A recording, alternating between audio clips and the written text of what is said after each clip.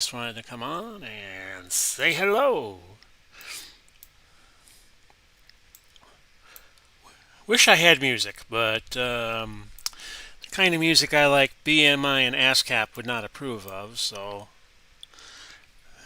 that's pretty much the end of that. We'll have a couple of good welterweight fights on tonight. We have Barney Ross, fresh off his loss to Carmen Basilio, facing Andre Berto, and Jimmy McLarnin facing Lloyd Honeyghan. So those are the two fights tonight. If you missed our last fight, I did a bonus fight on Wednesday. You missed a doozy, and I will just leave it at that. Had Anthony of Bleacher Bums Gaming on last night. Thank him very, very much for spending some time with us on the Meet with Big Pauly. We will have Tom Vogel of Wrestling's Finest on next Thursday. And that's going to be a very interesting couple of hours as we inch closer to Memorial Day. You know, it kind of already feels like Memorial Day is here for some reason. You know, it's just getting warmer here in the Tampa Bay area of Florida. Although we're having some cooler weather, it was like in the 60s. And for us, 60s in May is like a very interesting deal. Steeler fan. Yeah, you're playing some GDB yourself right now. Yeah. Have you gotten the new sets yet? The set that Anthony was advertising last night. It could be very very early, and I could totally understand if you hadn't gotten it yet. But I have the game down to welterweight, and I'm thinking of just getting PDF and getting some of that 110 card stock that Al was talking about in the comments of the chat with Anthony. Because you could get it for Walmart like at $6. You could get it for 110 card stock. It starts card stock at $6.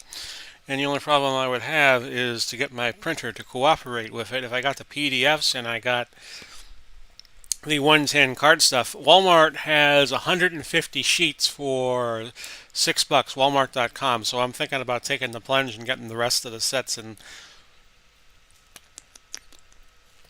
that way we could have all the fun. 4 minutes to go before we start the fights. I just start them a little early because I use OBS Streamlabs, and I want to make sure everything is running oakley dokley, as Ned Flanders would say on The Simpsons. Great night for sports here in the Bay Area. You got the Mets in town for an interleague series. And I'm checking myself out here on Facebook groups. And I see the clock ticking here. And you're going to hear me from a few seconds ago now. Would say on The Simpsons. Great night for sports. Okay, that's enough of that. I was just checking my Facebook group. And by the way, if you want to see my Facebook group, I'm going to put it up here for you while the count continues on. It's just simply called Big Pauly's World of Sports Sims. And let me just show this to you now. I like to keep things dark on my Chrome, save my eyesight. But normally it would look... No, actually, I have the dark setting anyway. Normally it would look like this. Big Pauly's World of Sports Sims on Facebook. Just to let y'all know, I'm not shucking and jiving. That's how it looks. And yeah, my timer has reset, so so by doing that, I can't show you how much time is left, so I'm just going to have to approximate. We will get started in approximately 3 minutes. I don't do things down to the second anyway. I'll just show you the screen, and we'll just wait for a few people to come in. No, Anthony said mine were shipping today, and I haven't gotten the shipping information. I should have them next week. Yeah.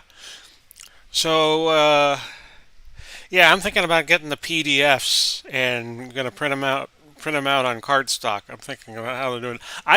That was just kind of like a spur of the moment question I asked Anthony, and it was like, I was just thinking, what would the advantages be of getting PDF? And now I know. Sometimes, the questions that are asked, just out of absolute curiosity, have the best answers and have the best solutions for you. So we're down to about 2 minutes. I should probably go on V clock and show you the timer, and I'll show you where we are. And we'll try to start as close to 7 o'clock as I can. And thank you very much, Steeler fan, for subscribing in the past few days. I greatly appreciate it. We're up to 137 subscribers. And I've been reading books about streaming the past couple of weeks. And yeah, they always say treat your subscribers like gold and wonderful things will happen. So we're down about to the last 50 seconds. That's the time of day. As I see it, doing this live, you may be a few seconds ahead of me by the time you see this, because I think there's like a 15 to 30 second lag. So we'll get going here in about 30 seconds. Good little backup plan I came up with.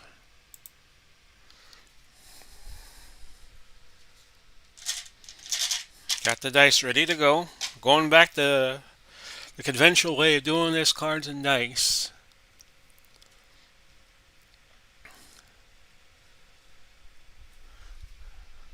Good question, Steeler. Good question about how you're going to integrate the juniors. Thinking about that myself. And let me officially welcome all of you to Big Pauly's Fight Night. I am Big Pauly. If you haven't checked out my last fight, we had a whale of an upset in that, which I'm not going to spoil. But tonight we have a welterweight doubleheader. We're going to start off with Barney Ross against Berto. And we're going to move on to Lloyd Honeyghan facing Jimmy McLarnin. These are both 10-round welterweight contests. The Ross-Berto fight is in Group 4, meaning the loser, provided we have one, will be one step away from being inactive, going down to Group 5, and we'll wait the next fight in Group 4 and finding the loser in that. And then there's a fight at Group 5, and whoever loses at Group 5 is going to be on the inactive list, and we pull one welterweight up. And we do that with all the weight divisions, although they're configured all a little differently right now.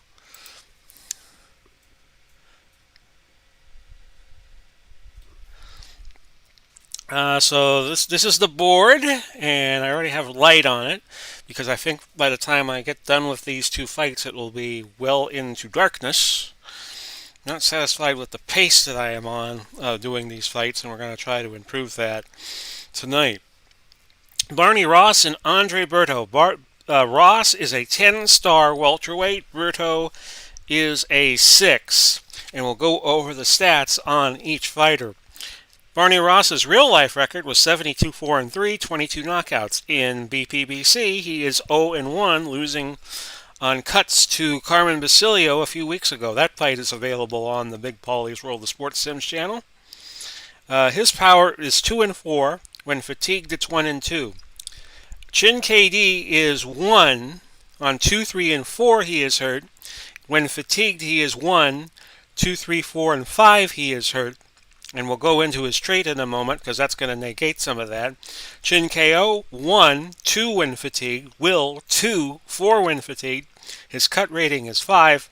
His foul rating is 3. He starts with a 90 stamina for a 10-round fight. His trait is Survivor. If hurt, roll 1 d20. Clinch on a roll of 1 to 11. His inside range 53, his outside range is 50. So he's accurate, and he's got good defense and counter numbers. He has a range of 7 on each. Berto also 0-1 in BPBC, 32-5 with 24 knockouts in real life. His power 4-5, 2-3 when hurt. Not hurt, but fatigued. Chin KD 3, 4-5 he is hurt. When fatigued, it goes to 5, 6, and 7 when he is hurt. Chin KO is a 4, 6 when fatigued. His will is a 5, 7 when fatigued. His cut number is 8, and his foul rating is 6. Good inside puncher. He's inside range 57. His outside range only 42. His trait is body snatcher. Inside punches can't be blocked. and his stamina is 65, which is going to hurt him in the later rounds, I would think. His defense and counter ranges are each 5. As we say hello to Steeler fan, officially, we got into a little chat before the fights began as we were counting down to 7 o'clock here on the East Coast. And with that, I'm going to get to rolling here. And you see the scoreboard in the upper right, the round tracker I like to call it, and I use that to keep track of the scores. So we start with a 5-6, a 5, and a 6. That's going to be, by the way, Ross has a 6. That is a bingo for him, a 3.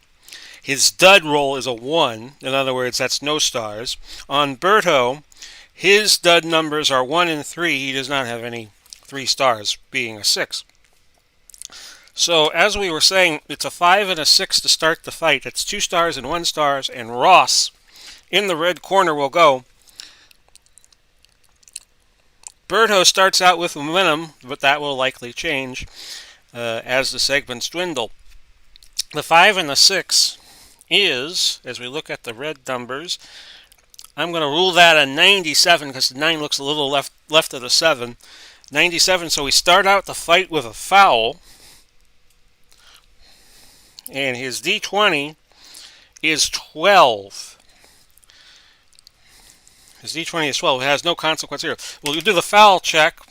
It is 20, and that'll be well outside the range. But it'll pick up a point for the foul itself, and we're 1-0 going in to the second segment of the fight. And here we go. Let's see here. 6 and 6 boxcars. Ross will carry the day on this one. We told you I like to call his bingo number is 6. And we look at the D20, and it's an 88. 88 on the inside is a clinch, so nothing happened there. We move on to the third segment with a 1-0 punches landed score in the round. As I grab my 8 dice, I like to roll them all at once.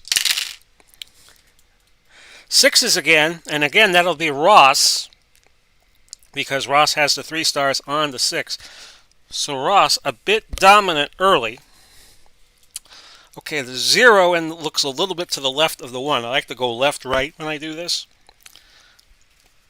So a 1 on the inside is going to be 5 punches landed. Boom, boom, boom, boom, boom. Score that. And we check the power number of 3. Let me see here. Yeah, it's a 3.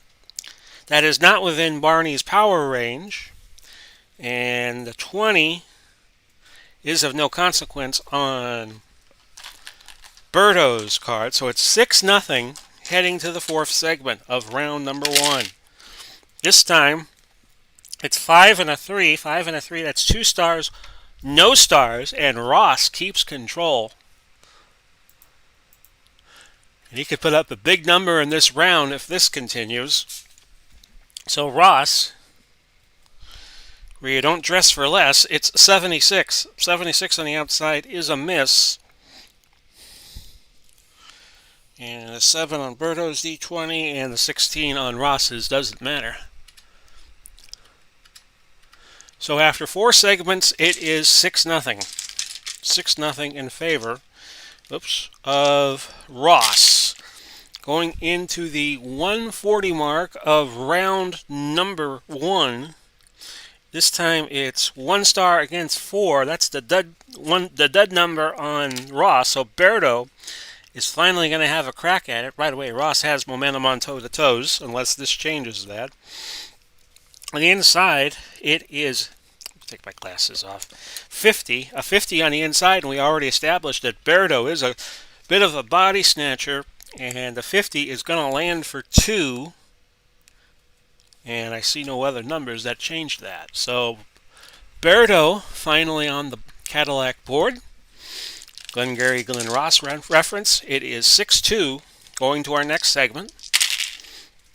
And now we have 3-6, a 3-6 combination. Ross will go.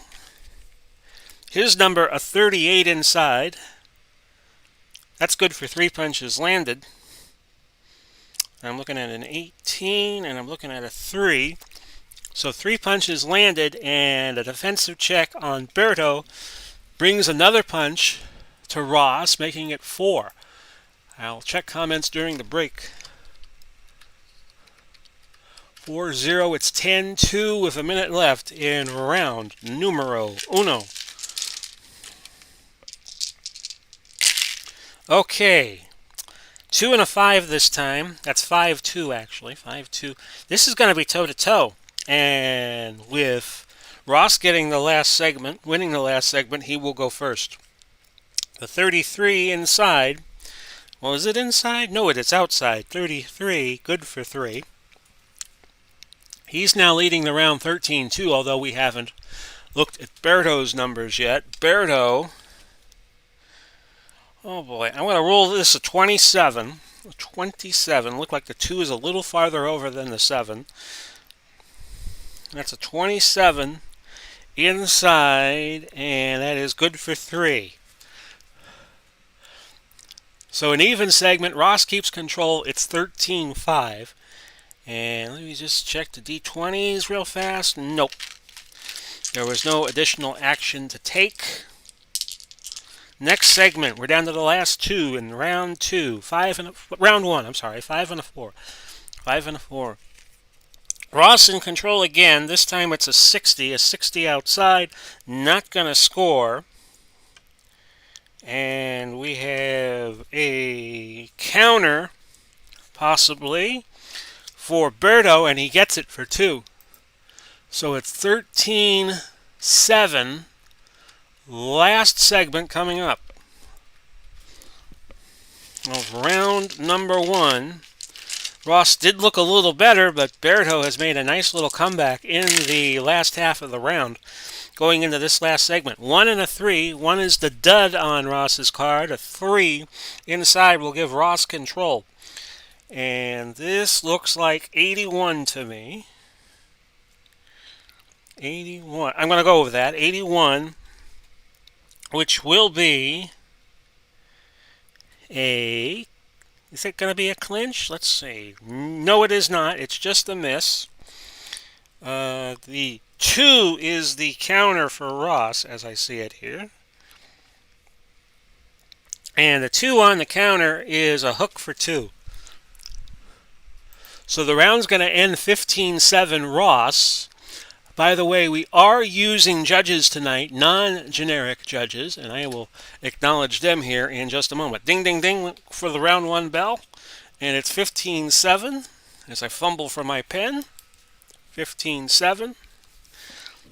With the 15-7 win, Ross's stamina goes down to 83, and Berto's, which is already a question mark, is at 50. 50. He gets 7 for 7 punches landed in the round. So with an 8-punch margin, by the way, Dick Young is our official, -2 on fouls, no effect on stoppages. The officials are O'Connor, Perez, Oscar Perez, and Larry Rosadilla, and they will not have an effect on the scoring, except Rosadilla has an impact bias, which I note by stars. Kind of like when you played Mike Tyson's Punch-Out, you would use, if you threw a certain punch, there'd be this little sound effect of doo-doo-doo, and a star would be shown on the screen. So let's do the judges' scoring.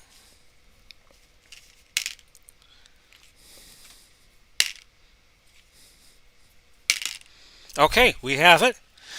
I would say that the judges pretty much got it right. Who won the round?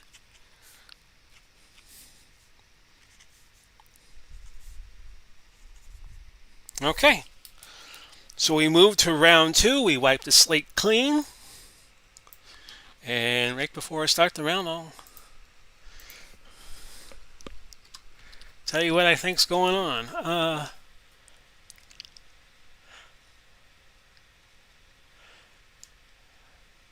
About the juniors, Steeler fans saying I probably won't use them. If I do, I just might put them on the undercard of my Monday night fights, which feature tomato cans. Yeah, it's going to be interesting to see how everybody implements the those fighters.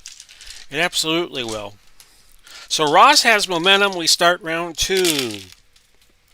3 and a 6. 3 and a 6. Oh, first off, I have the cards in the wrong position. It is red 3, blue 6, which is good for Ross because he gains control. It's a 62, a 62 outside, 62 inside. Won't matter. Won't matter at all because the 62 is a miss, and it's a 13 on Berto's D20. So no score in the first segment. Round two, if you're just starting, Ross won the first round 15-7.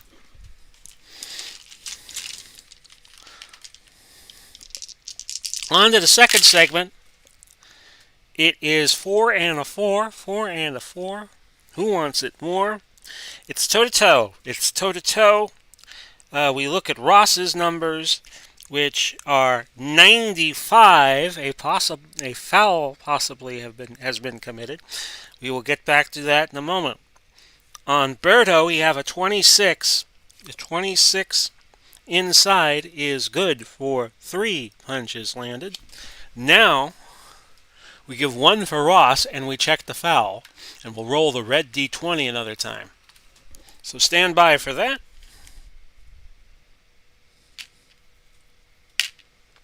A 3, and his foul number is a 3. A foul has been committed. Actually, hang on. It's not committed because Dick Young has a -2 foul rating, so you take the 3, you subtract 2, we move on. Possible foul, not caught by Dick Young. So Berto in control. Move his little token over there. And it's 3-1. Going to the third segment of the fight. And third segment of round 2. 1 is the dead number on Ross. 2, Berto will have control.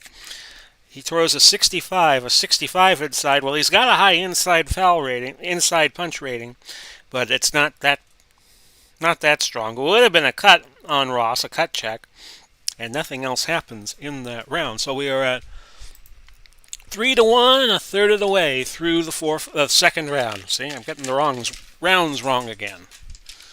Okay. And off we go. There's that 6 for Ross, so we already know he's going to be in control. This is a 21 inside, good for 4. And I am looking at the D20s, 19 and 12. Nothing happened. So the 21 is good for 4 punches landed. And we are at 5-3 in favor of Ross. Ross now with momentum. Move him back over here. To the fifth segment. 1-3. 1-3. This is toe-to-toe because nobody has a start. We look at Ross. His number's a 22 with a 4. So we know that's not a chin check for Berto. And we just check the 22 inside. That is good for 3 punches landed.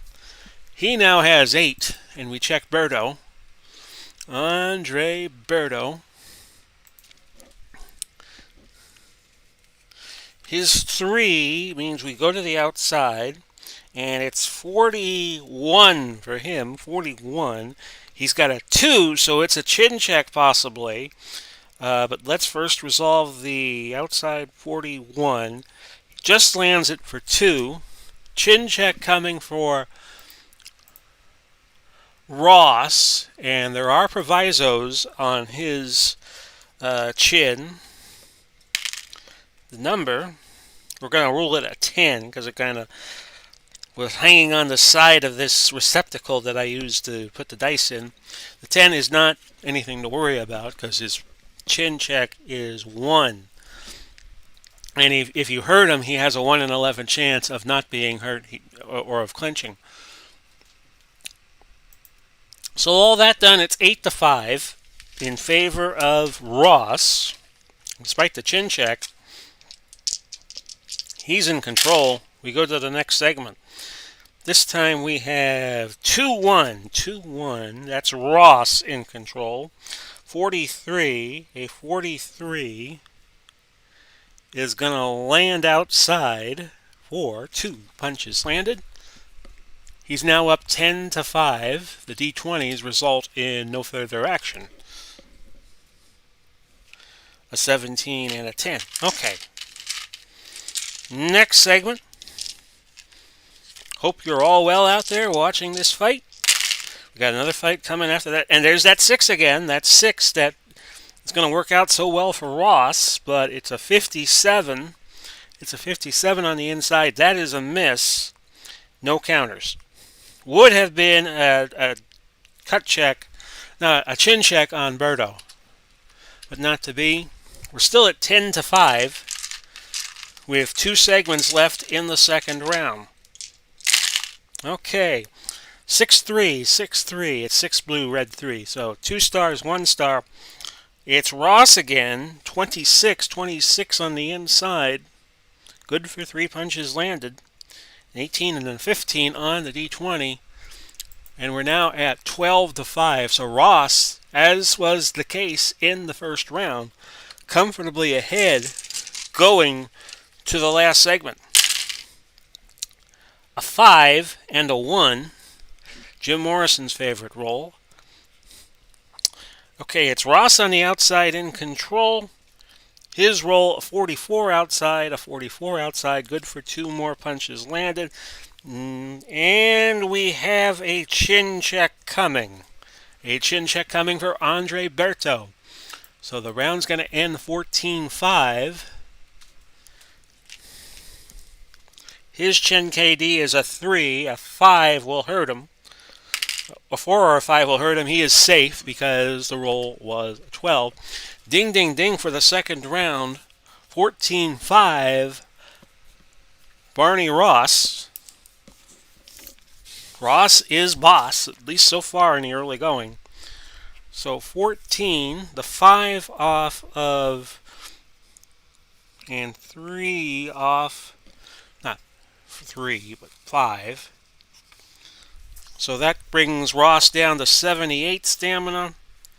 And the 14 brings Berto already down to 36.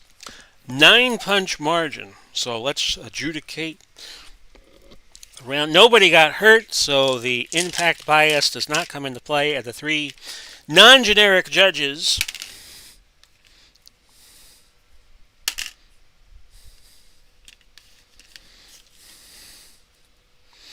There are no impacts on their scoring, and all 3 judges see the round the same way.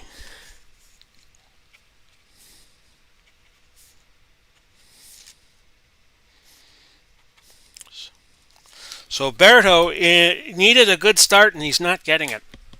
As we head to the third round, Ross will be in control on a toe-to-toe exchange unless momentum shifts. 14-5 was that last round, and he has won the first 2 rounds comfortably.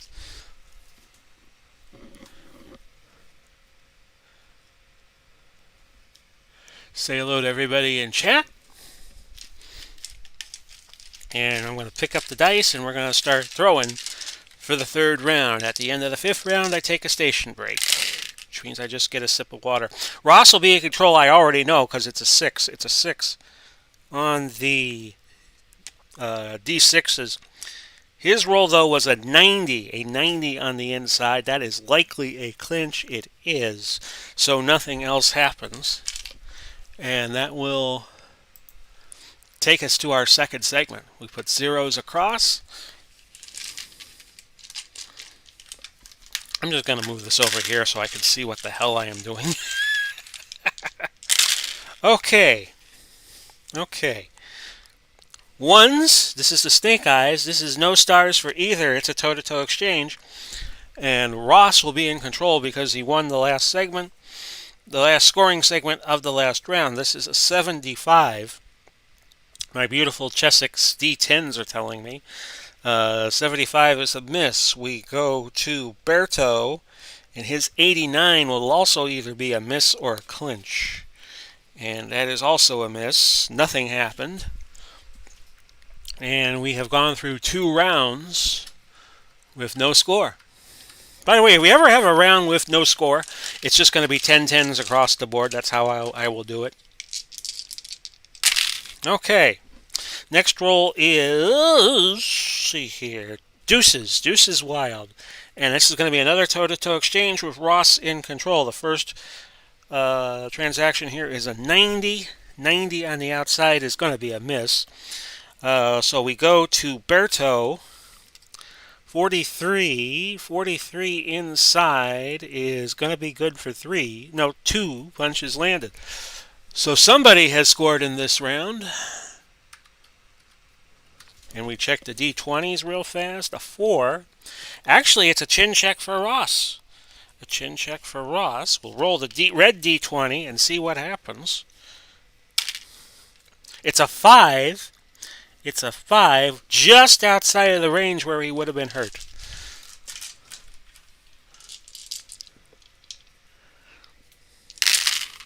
And we go to the next segment, 2 and a 1, 2 and a 1. And this is Ross. Ross is boss. 43. 43 outside is 2 punches landed. And I am looking really fast at the D20. I see a 4 here. No, it was not a 4. It was a 10. Okay, so let's just check again. 43 on a 2 is 2 punches landed. So it's 2-2.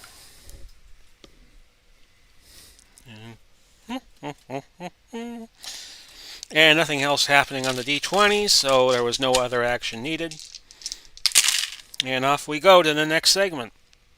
1 and a 6. Berto will have it.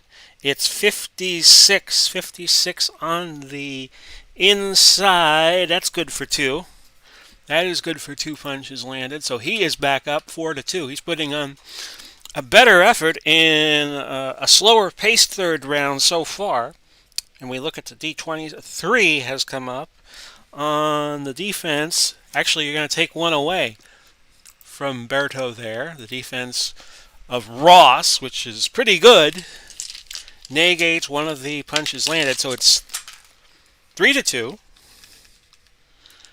Next segment.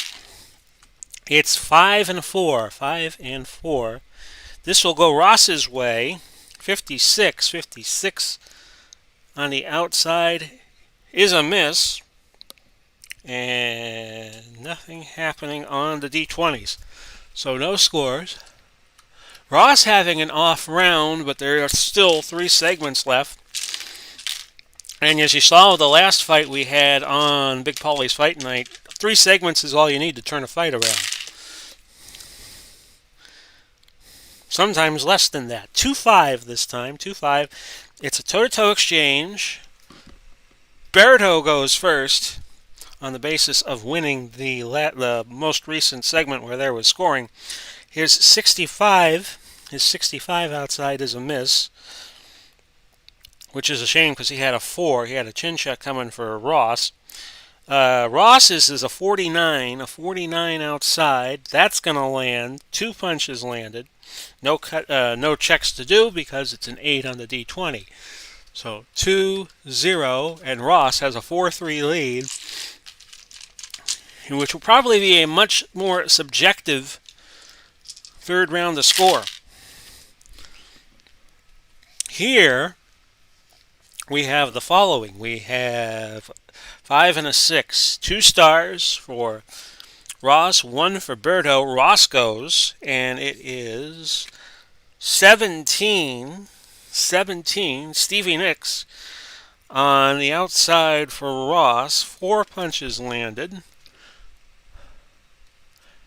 And that doubles his total for the round. He is now up to 8.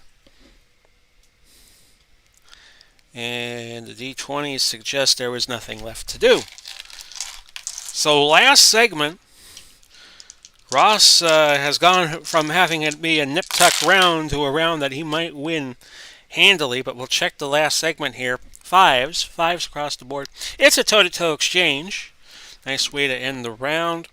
Ross goes first. It's a 32 outside. It lands for 3 punches landed. He's now up 11. Berto, on the other hand, has a 48 outside. That's going to be a miss, and that's going to end the round. 11-3 Berto, a round he was doing well in until the last few segments, where Ross picked up 9 in 3. So it goes 11 for Ross and 3 for Berto. Berto is now down to 25 stamina, and Ross is still very comfortable at 75. So let's check the scoring. An 8-punch margin, as Berto just can't buy a break so far in this fight.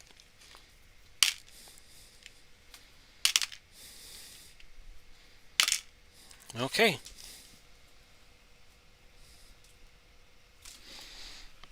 There were disagreements as to who won the round. That I will tell you.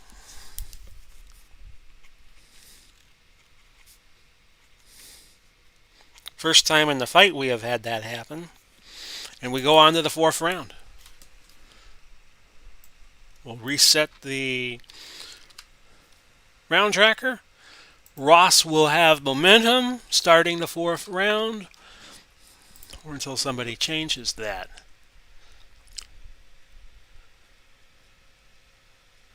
Ross is my number 1 contender, says Steeler Fan, in my federation at 9-0-1. Berto is 35 at 2-3-1. The welterweight champion Tommy Ryan, yeah, he's a very good fighter, at 9-0, 4 knockouts. Yeah, good deal, Steeler Fan.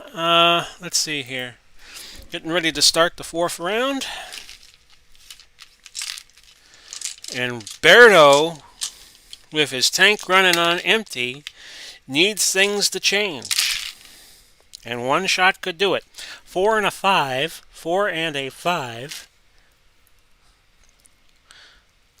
Berto will have momentum. We'll have control. A 73 outside is a miss. And nothing on the D20s to indicate further action is needed. No score heading to the 2nd segment. Good evening to everybody in the chat. We are now in the 4th round. Ross has been dominating the action, at least in terms of punches landed. And Ross will have a bingo here. That's 6. It's a 79, though. The 79 inside is not going to connect for anything. And the 4, though, a counter for Berto, it's going to land for 2. So Berto gets the first punches landed in for the segment, and we now go on to the 3rd segment, which is 3 and 3. 3 and 3. Berto goes on the inside, a 20, not Berto, but Ross, I'm sorry, 22. I'm looking already ahead to what it's going to be a few extra rolls. 3 punches landed for Ross, and there will be a chin check. A chin check coming. Because, no, I take it back. The 3 on the D20, the D20 was a 3, not a 2. So, and that's what Ross needed to initiate the chin check. So he picks up the 3 punches landed, and it is 3-2, going to the 4th segment of the round. This time, it's a 6 and a 5. Well, we already know Barney Ross will have this. It's a 56. 56 inside is not going to land.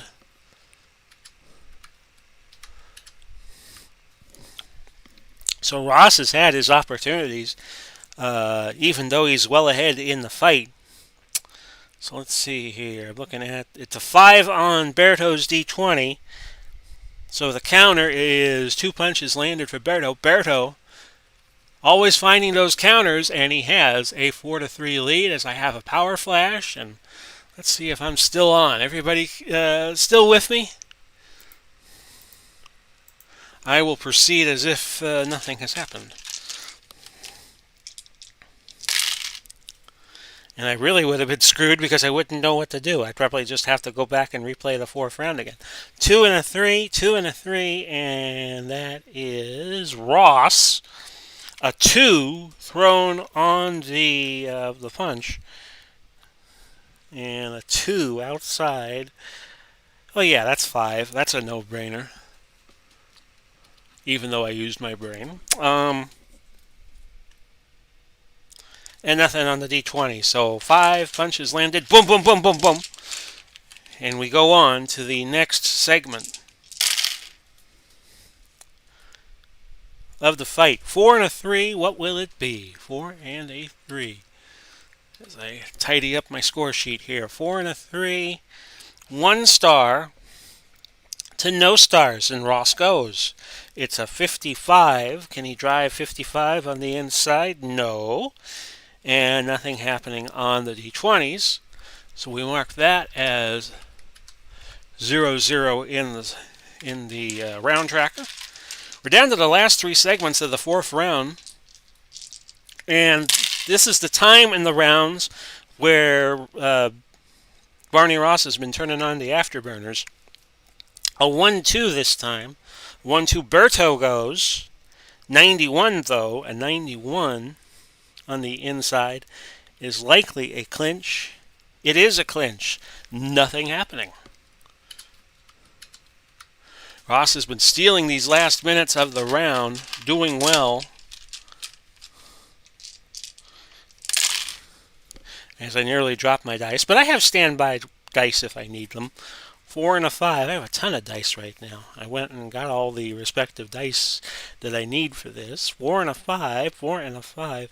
Outside, 2 stars to 1 star. It's Berto who goes. Berto who goes. It's a 7 on the outside. This probably is his best punch of the fight. Coming up, 4 punches land, which ties the round total at 8-8. And let's check the D20s. A 4. Chin check coming for Barney Ross. 17 was not of consequence. 2. It's a 2. Ross is hurt. So we do the survivor. It's a clinch. It's a clinch. So he clinched after the 4 punches landed, and we move on. And both will throw in this last segment. A 2 and a 3, which will be Ross's go. And he comes back with a 2 punch on the outside, good for 5. Checking the D20s, nothing happens. So Ross with 1 punch steals the round. He didn't wait for the last minute this time. He got it done in the last segment. It went 13-8. 13-8 in favor of Barney Ross, who has now won all 4 rounds. So it's 13,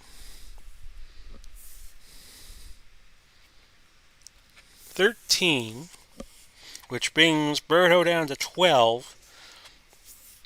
13, as I scribble all over the place on my score sheet, 6. 6 makes Ross's total 69. 13 to 5. 13-8. 13-8. I'm sorry.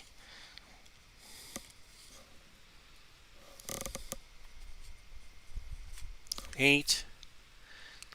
And the 75 turns into a 67, not a 69. Okay, let's do the rolls for the scoring with a 13-8 margin. Doesn't change things too much. And disagreement on this round as well, as to who won and who lost.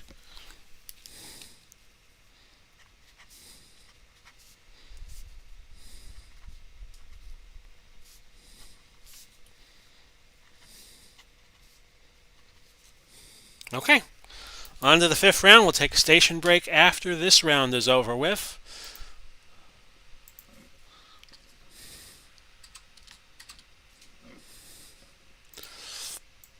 Which is short for me taking a water break.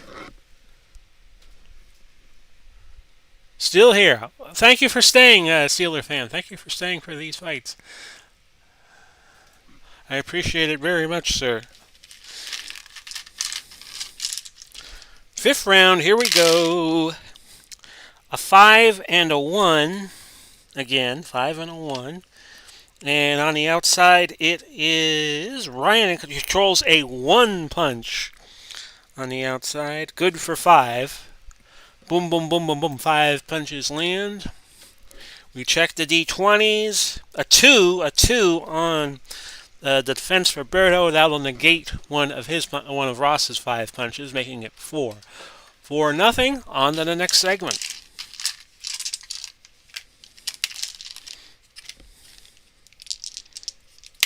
Okay. 3 and a 1, 3 and a 1. This is Ross in control. 86. 86 inside is a miss.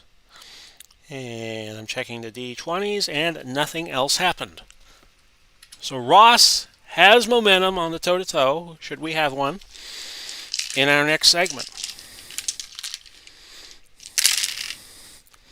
Ones, this time, ones, toe-to-toe. Ross will go with the momentum shift in the first segment of the round. If there was one, he might have had it anyway. 75 inside's a miss, with an 11 on the D20, an 8 on Berto's D20, but he throws a 16 on the outside, scoring for 3 punches landed. And Berto's got to get going here. He is rapidly running out of stamina as we head to the next segment. 3 segments in, it's 4-3, Ross. This time it's 3s across, 3 and a 3. Ross will go. 0-0. 0-0. And my homebrew rule is if the punch connects, it's an automatic chin check. Of course, it's going to connect with Ross in control. And that's 5 punches landed. He's now up to 9. And we will do an automatic chin check on Berto, which is 12. Because sometimes in combinations you throw that perfect shot like the Ali Foreman fight. That's my so this is my homebrew rule. He escapes the chin check. So on we go. 0-0 is what I call the home run punch. I haven't really found the name for it. The exemplar punch, the sweet punch, whatever you want to call it. If a 0-0 lands, I go to an automatic chin check if the punch connects, regardless of fatigue or anything. Okay, Ross with the 6 is going to be in control. 52 inside is 2 more punches landed. 2 more punches landed, so Ross with 7 in the last 2 segments is on a roll. And let me just double check the D20s. We're fine. We'll move on. 1 and 1. Toe-to-toe. Ross goes. Another 0-0. Another 0-0. So that's another home run punch. He'll get 5. We'll check Berto here. Berto, his roll was a 29 outside. That was good for 2. Now we check Berto again. Do a chin check. Actually, first we have to do a cut check on Ross, which we will do, and then we will get to the chin check. It's 1. It is 1. Ross is cut. Ross is cut. We'll check the cut. This is what happened the last time. Would you believe it? It's a gash on the left eye, and this is what did him in against Carmen Basilio in the last fight we had with him. Berto's last fight was not on our streaming series. It's a gash on the left eye. Actually, no, I got to move that over. It's a gash on the left eye. So a 1-4 here. This fight is done. It's a 5.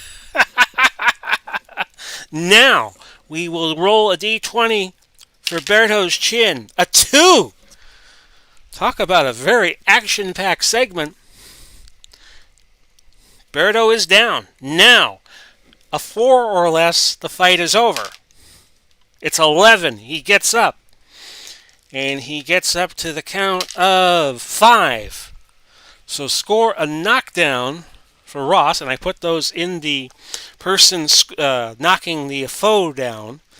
So that's, now you're looking at a 10-8 round possibly, and an unopposed action for Barney Ross. So we just roll the red dice only here. And it's 4. It's 37. 37 on a 4. Outside is 3 punches, so a will check coming now. And Ross is now up to 19 for the round. Now, the will number on Berto is 5. It's 10. He survives. Berto should go buy a lottery ticket tonight with the Mega Millions jackpot so high. We go to the next to last segment of the 5th. 3 and a 2. 3 and a 2. It's toe-to-toe. 94, I'm going to say. 94 inside. Is a clinch, negates everything, and probably negates any chance of Ross winning by TKO. He needs 6 points, but it could still be done. It could still be done with a 5 punch and a +1 on Berto's defense. We'll watch for it. 4 and a 4. 4 and a 4. Toe-to-toe. Berto is not in control. Ross is. We're going to rule this a 6, because I see the 0 is just a little farther over than the 6. It's 4 punches landing for Ross and nothing on the D20s. So this will be an easy round, the score. It was 23-5. 23-5 in favor of Ross. And the 18 punches, yeah, this is 10-8s across the board. This is 10-8s across the board. Berto will now be fatigued, I am thinking. So he scores the knockdown. 23-5 was the round total. Ross is now down to 62, and I keep negative numbers on the stamina to figure out the punches landed. So Berto is fatigued. I put an F in that little side alley, and Ross has won the round convincingly on all 3 judges' cards. So I'm going to take a very brief break to chug some water. You're watching Big Pauly's Fight Night on the Big Pauly's World of Sports Sims channel and Facebook group. I should be back in about a minute.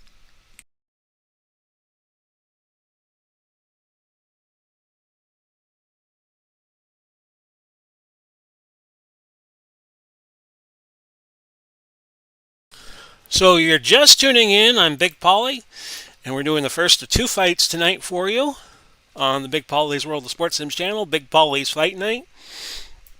Next week, I know we're going to do the other welterweight fight. The bout itself escapes me for a moment. And we'll probably do something with the undercard. I haven't figured out what yet. We might do a middleweight undercard fight, might do something else. It's TBA. It's TBA. Hi, Big Pauly. MV, how are you, sir? McLarnin was a gamer. Yes, he was.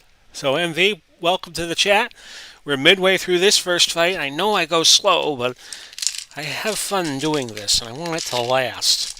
And so we're going to get the 6th round started. Barney Ross has been dominating these first 5 rounds against the undermanned Andre Berto, and you know that Ross probably is a little pissed off that he lost to Carmen Basilio. The 6th round begins with a toe-to-toe exchange. It's 5 and 5, and another home run punch coming. This is my homebrew rule, where if 0-0 comes up, it's my home run punch. It's the perfect punch, and I count it as an automatic chin check if it lands, which in this case it's going to. Ross went first because he had the momentum going out of the 5th round. We know it'll be 5 punches landed for Ross. Now, Berto has a 10 on his D20, and Ross has an 18, which really doesn't matter. 9 outside was good for 4. So a fierce exchange. Berto went down in the last round. Will he go down again? Actually, he is tired, so we reduce it to 3. Good catch, Pauly. And we used his fatigued chin KD numbers on this roll, which is 11. Berto is going to survive this segment. Next roll. 3s. 3 and a 3. Ross goes. And he's been picking up steam here as of late, but the 65 is going to miss. And it would have been a power check coming for Ross onto Berto, but nobody has scored in this segment. Ross decked Berto late in the 5th, and this is Berto's first round with fatigue going his way. 4 and a 1. This is going to be Berto going. He goes a 52. Now remember, he's very good inside. A 52 inside is 2 punches landed. Ties the round at 5-5. And we check the D20s. 9 and... a 1. A 1 for Ross. It was a 1 before I... Was it a 1? Looks like a 1. What does a 7 look like on this?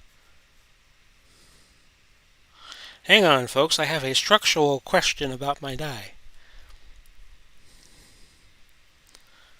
Was it a 7? It was not a 7. It was a 1. It was a 1, so we could do the check on Berto.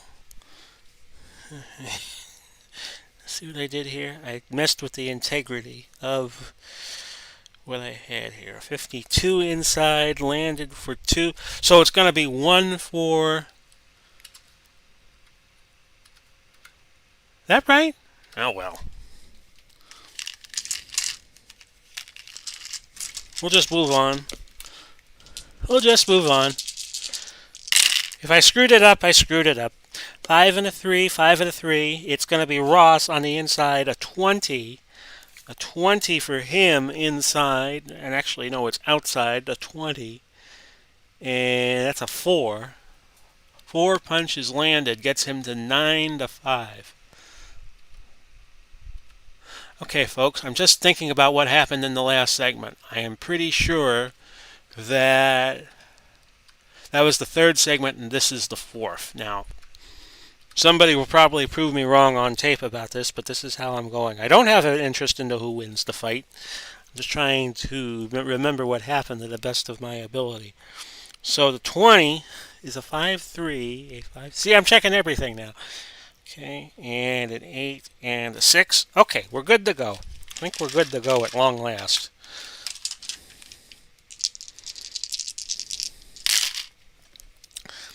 Five and a 6. It's Ross going. A 4 on the outside is 4 more punches landed. He's up to 13. It's 13-4.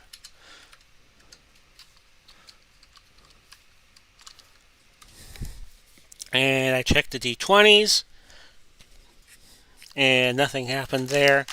The 20 on Berto is of no consequence. Next segment. 2 and a 6. It's 2 stars, 1 star. Ross going again, a 12. A 12 on the outside is going to land for 4 more punches landed. He's up to 17. Got a good shot at the TKO here. And you know what? Berto should have a 0, actually, because I'm supposed to take 1 off of the PL when he is fatigued. So I caught that, too. So let's see here. 2, 6, 12 gets us to, yes, 4 punches landed. No defense on Berto, and it was not a toe-to-toe exchange. So I think we're fine. This is the point in the night where I start doubting myself. 4 and a 6, 4 and a 6. Outside, inside, toe-to-toe exchange. 81 is the number, 81. Outside is a clean miss. Berto threw a 28 with a 15 on the D20. 28 inside. Well, he's got good inside numbers. That's going to be good for 3. 17-6 as we go to the last 2 segments. Ross now with an outside chance of the technical knockout. Remember, he's got to get to 25. That happens, it's automatically his. 5 and a 1. Ross will go 55. 55 outside is a miss. And nothing on the counters. 17-6. But it's another round Ross has dominated. He has won all 5 rounds coming into this 6th round. As I throw the dice like an option quarterback in football. 1 and a 2. 1 and a 2 means Berto goes. 36. 36 inside is good for 3. And I see an 8 on the D20 of Ross and the 17 on Berto. So let me just run through the numbers again. 36. 36 inside. Yes, that is 3 punches landed, which turns into 2 because Berto is fatigued. It's another big round for Ross. 17-8. So this 6th round was good for Ross, as has most of the other rounds.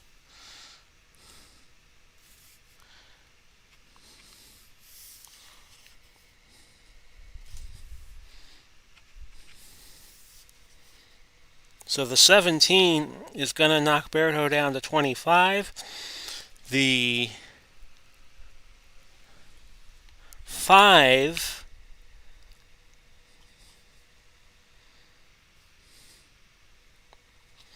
is going to knock Ross down to 57. Okay, so with a 17-6 margin,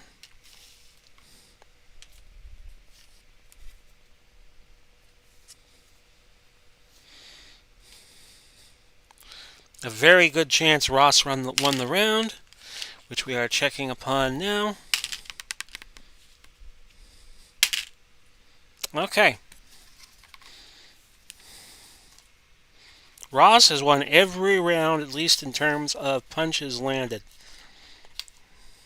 And it's starting to look like Berto is going to need a knockout to win the fight. And that's with 4 rounds to go. So, Berto won the last segment in round 6. So he has the momentum chip going to the 7th.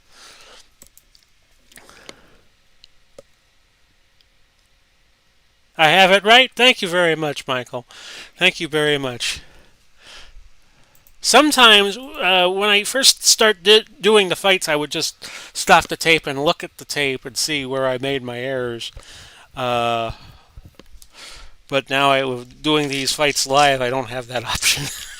So I'm just going to have to hope. I'm just going to have to hope that I get it all right, and I probably won't at some point. No skin off my nose. It's just a game.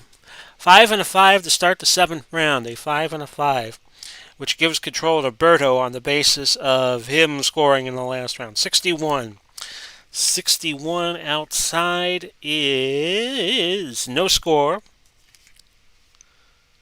Ross, with an 83 outside, is going to also not score. So nothing happened in the first segment of round 7, but Ross has won all 6 rounds. Maybe my mind just gets a little bored when the fight's one-sided like this. But I have had fights like this, and things can just turn around on a dime. 1 and 3 this time. 1 and 3. Toe-to-toe. Berto goes again. 48 outside. 48 outside is a miss, because his outside range is lousy, although his inside range is very, very good. Ross, a 61 inside is also a miss. Next segment of round 7. 3 and a 6 this time. Actually, the 3 is Ross's and the 6 is Berto's. Ross will be in control. It's a 68. A 68 on the inside is a miss. And I'm checking the D20s. Nope, nothing there. So we've had a third straight scoreless round. And I was saying earlier, I'll say it again in case you missed it. If there's ever a 0-0 round, then I just score at 10-10. 10-10 across the board on all 3 judges' cards. 5 and a 5 this time. 5 and a 5. Toe-to-toe. Toe-to-toe. Berto goes again. 70. A 70 outside will miss. And a 30. Great Jack Webb movie. 30, 1960. He's a newspaper reporter. Pretty good movie. And 30 always meant the end in terms of that's the end of my newspaper column. Okay, a 30 on the outside. 30 on the outside. I like Jack Webb. 30 is a punch landing for 3. So Ross gets the first punches landed. As I checked the D20s real fast, and yep, I was correct. I didn't see anything. Next segment of this 7th round, and there's the 6 for Ross. That's the bingo on him. 3 stars. No matter what Berto has, it can't beat that. 14. 14 on the inside is good for 4 punches landed. I checked the D20s, nothing there. 4-0. So Ross has exploded with 7 punches landed in the last 2 segments. And that's how quickly in Glory Days boxing the fight can change. Next segment. 1 and a 3. The 3 being Ross's, the 1 being Berto's. It's an inside situation. Ross will be in control with his 21 landing for 4. And he's got a 4 on his D20, and that is not a situation where anything can happen. Okay, so it was a 3, it was a 21, and that's 4 punches landed again for Ross. 11-0. Going to the last 3 segments. Remember, Berto is fatigued, so any salvo he throws is reduced by 1. This time it's 6-6. We know Ross will be in control. And this looks like a 95. And I'm going to rule that it's a 95. A foul committed by Ross, which we will check. I will disregard his D20, which was 7. It's a 19. He gets by unscathed, but he'll get credit for 1 punch landed. 12-0. Berto has to get on the board. Otherwise, it's an automatic 10-9 round for Ross. Next to last segment. It's a 6 again for Ross. He's in control. 62 on the inside is a miss. Counter for Berto, which is 2 punches landed, which turns into 1, but it gives him momentum. 12-1 going into the last segment. Okay, 3-4. It's Ross. 62 on the inside is a miss. Ding, ding, ding. Actually, no, we don't ding, ding, ding yet because we have a 3 counter. That's 2 more punches landed for Berto, which turns into 1. So the round total was 12-2 Ross. Ross has won all 7 rounds. dominant performance so far for Barney Ross. 12. We know his stamina going to the 8th will be 55.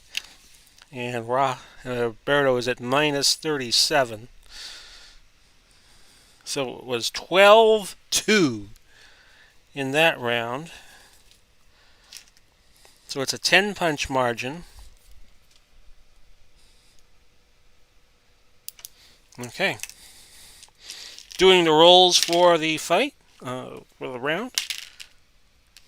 Rolls were 16, 8, and 15. 15. If this goes to the judges, I don't think there will be any doubt as to who wins. Berto will have momentum starting the 8th round, as he got those two little ones in there in the 8th and 9th segments.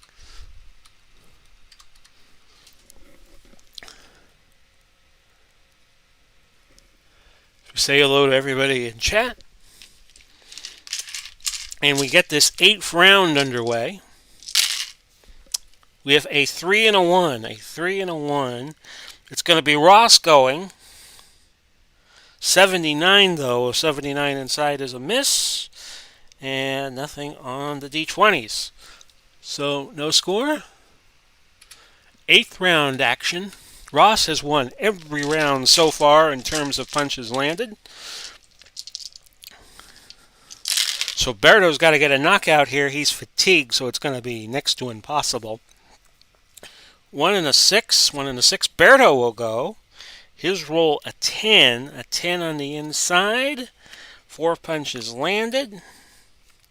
Nothing on the D20s. So the 4 punches landed turns into 3, and it's 3-0 going to the 3rd segment of round 8. Round 8. Jimmy McLarnin and Lloyd Honeyghan. After this, we'll take a brief recess after this fight is over with. It's 5-3, 5 red, 3 blue. Ross in control, 79. The 79 outside is a miss, and I checked the D20s. Nothing happened. Ross had a 3, so it wouldn't have been a power check because his power number is a 2.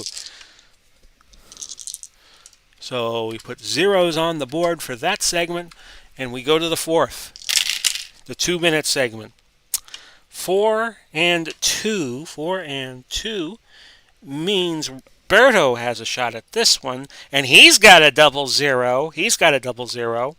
If it lands, it's an automatic chin check on Berto. On Ross, because it's my homebrew rule, the lucky punch, I guess you could call it, if anything. And on a double zero, we check the chin automatically. 5 land for Berto. He's up 8-0 in this round. Now, chin check. Actually, I should roll the red D20. Chin check for Ross is a 15. He gets by unscathed, so he's fine. Berto has momentum, and he's got an 8-0 lead in this round. Which actually, I got to change that to a 4. I got to change that to a 4. Even though it's a home run punch, it stays a 4. Okay. On this, we have a 2-6. A 2-6. Ross has it.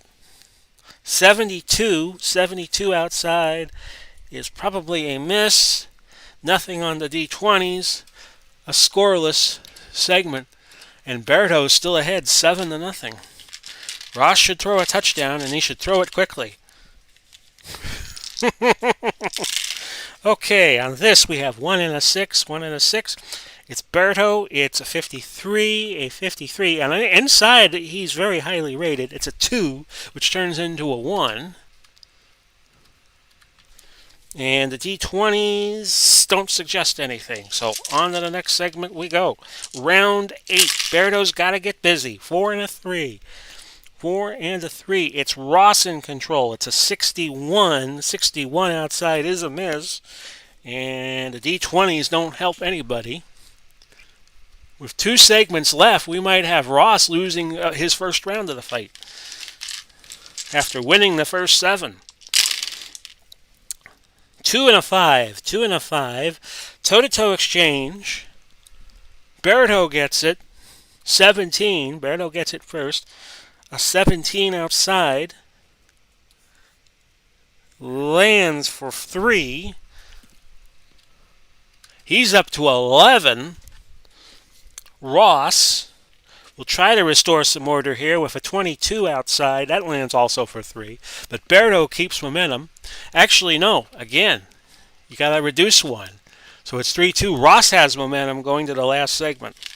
Ross is going to lose the round unless we have a knockout or a stoppage of some sort. Ross will be in control of that 6. And that's a 79. 79 on the inside. Ross having trouble in this round. That does not score. And we go through the last segment of the round scoreless. So how about that, boys and girls? Berto has won a round. 10-3.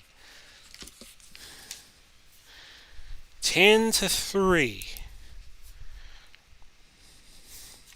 So Ross misfired a little bit. Berto down to minus 40.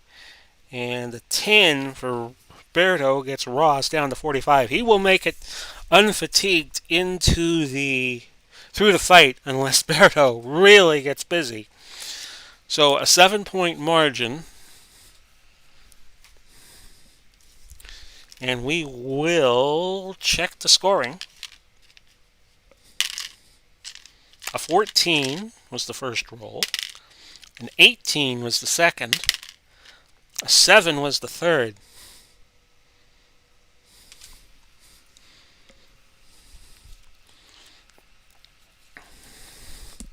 So that means 2 of the 3 judges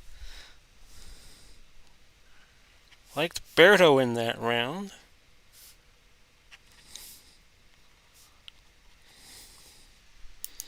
And we go to the 9th. Berto winning a round for the first time. 2 rounds to go. We'll go to the 9th.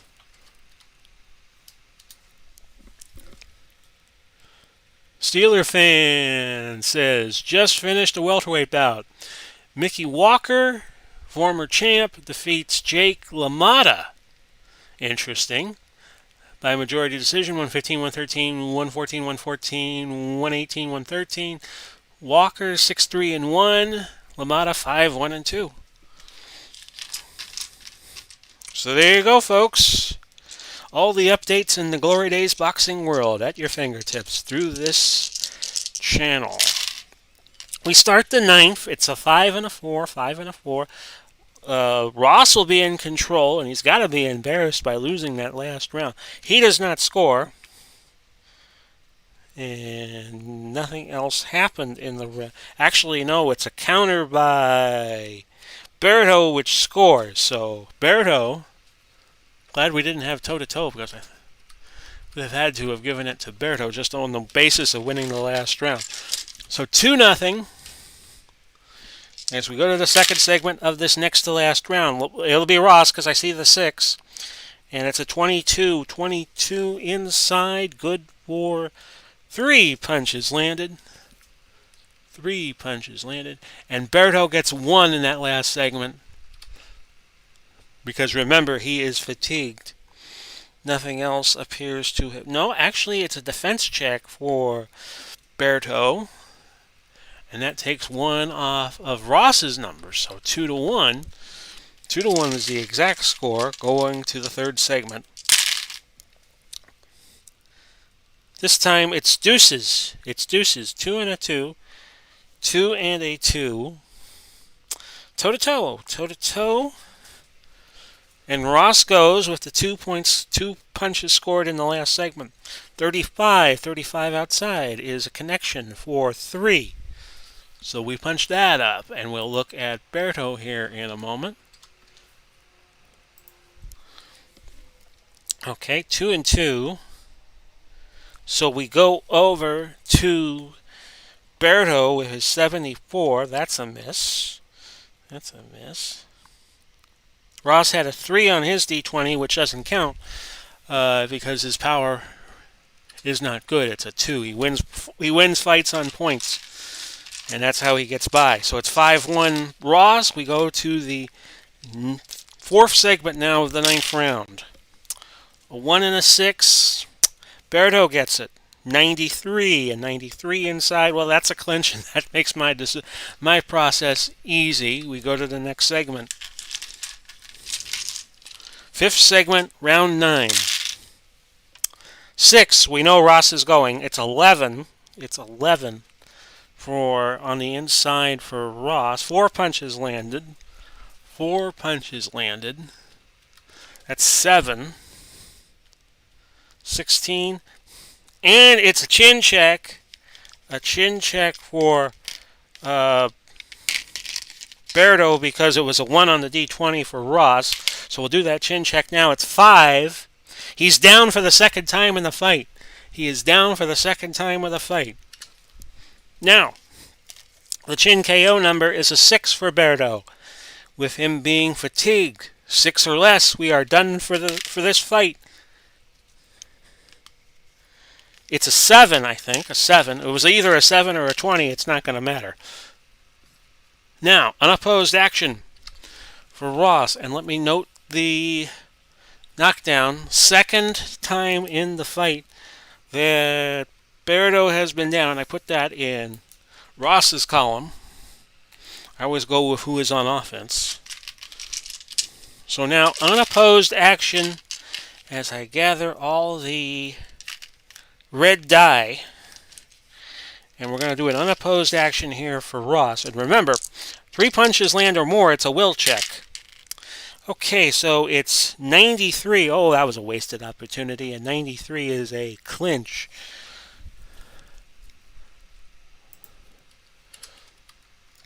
So Berto is going to need a knockout before the fight's over with, and we don't have too much time left. We got less than half of this round and the next. 3 and a 2, 3 and a 2. It is toe-to-toe. Toe-to-toe favors Ross, because he gets to go first. A 38. 38 inside. 3 more punches landed. Well, he could have used those 3 last time. It's 12-1.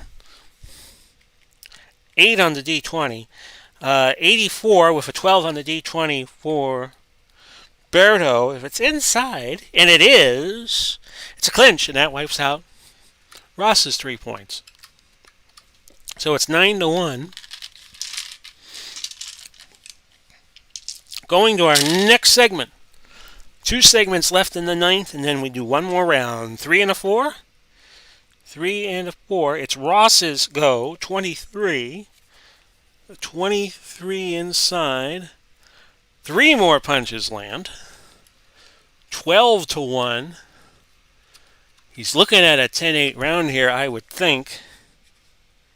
And nothing happening on the D20s. Let's play out the last segment of the ninth round. 3s this time. 3s. It's Ross. It's 95. Possible foul. And nothing else happened. He'll get 1 punch landed for that. Now we check the foul. Was it a foul? Dice say 6. No, it was not. Ding, ding, ding. 13-1. And Ross came back with a vengeance after that 8th round win against him. So by my estimations, Ross has already thrown 118 punches. He will win the 9th round going away with the knockdown, a 10-8 round across the board. So, Ross will have momentum, or the momentum, not momentum. I think I developed a character for somebody. Meet a professional athlete named Momentum. Okay, round 10. Up next, George Foreman against James Jeffries. Now that'll be a good fight, Steeler fan. I think Jeffries might be able to handle him. All that stamina. He probably has a very high stamina rating, and Foreman's stamina rating is El Stinko. Foreman and Dempsey will be our top-ranked heavyweight fight in Group 1 to determine the first finalist here in the Big Pauly's boxing commission. That'll be a 12-round fight, by the way. That'll be our first 12-rounder. That'll be a few weeks down the road. So touch him up, and we head to the 10th. Ross will be in control on the 6-1 because he's got that 3-star. On his roll of 6, it's a 40 inside. That's good for 3 punches landed. No counters available to Berto. Oh boy. Berto is taking a pummeling. His face is... Ross has a gash on his on one of his eyes, but Berto has been down twice, and that has been the difference. 5 and a 3, 5 and a 3, 2 stars, no stars. Ross goes again. Wants to finish the 10th round in style, I guess. A 26 outside. There'll be a cut check on Berto, by the way. 3 punches land. 3 punches land. Defensively, it's going to be 2 punches landing. But we do have a cut check on Berto still forthcoming. So let me find his D20 and roll it. 1. A 1 on his D20. He is cut. Speak of the devil, I was just talking about, even though he's been down twice, he hasn't been really badly marked, but now he is marked 13. 13 is a cut right eye. A cut right eye. That will require no further examination. A CRE. And we move on. 6-0 heading to the 3rd segment of round 10. Very one-way traffic, as they say in the United Kingdom for this fight. 2 and a 3, 2 and a 3. It's Ross again. 93, though. A 93 outside is a clinch. Berto needs a knockout, plain and simple, in these last few segments. 6 segments left, 2 minutes left in the fight. 6, we know Ross is going, and 84 is a clinch. Nothing, don't need to look at anything else. That was a quick segment. 8 and a 0. 8 and a 0. We go to our next segment. 5 and a 6. And Ross even has this. It's a 7. A 7 on the outside. Good for 4. Getting him to 10. And nothing to... Actually, no, it's a 5 on the defense. That's actually going to add 1 to Berto. 11-0. Next segment. I know I'm going very, very slow with all of this, but such is life sometimes. 2 and a 4, 2 and a 4. I'm up to an hour, 20 some odd minutes on this stream already. 2 and a 4. 2 and a 4. It's outside. It's outside. Ross in control again with his 75. Interstate 75. That's a miss.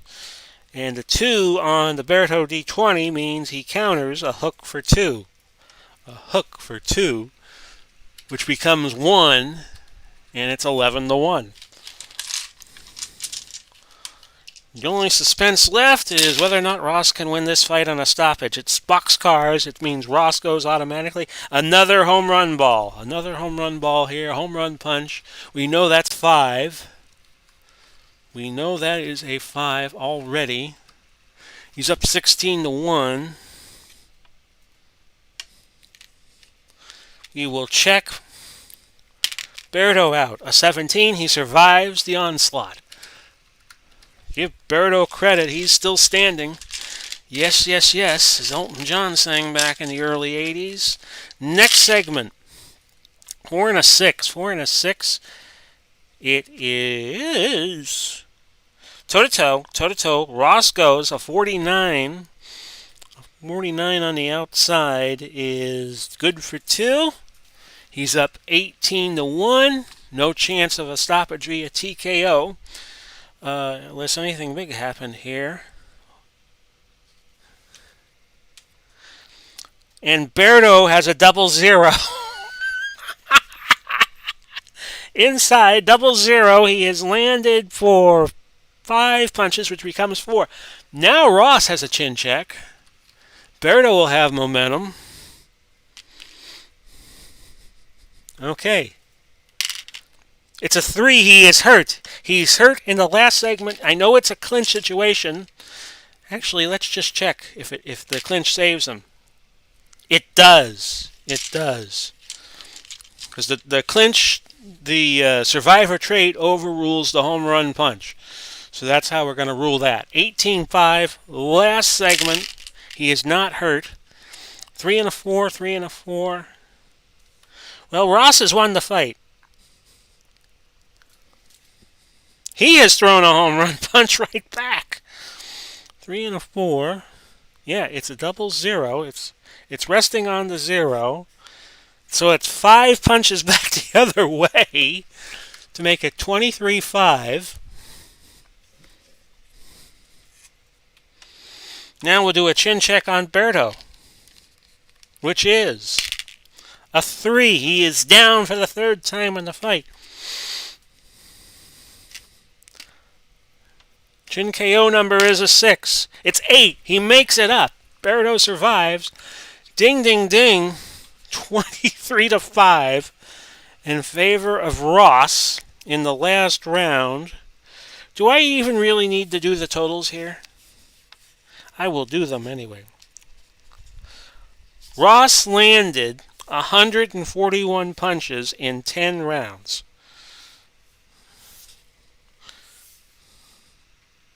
And scored 3 knockdowns. And let's just say Berto got an ass whipping.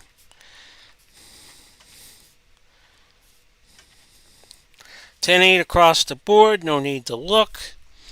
Berto only landed 50 punches the whole fight. Okay, I know who won. It's just a matter of how badly this went. And I'm doing the totals now, so stand by. 6.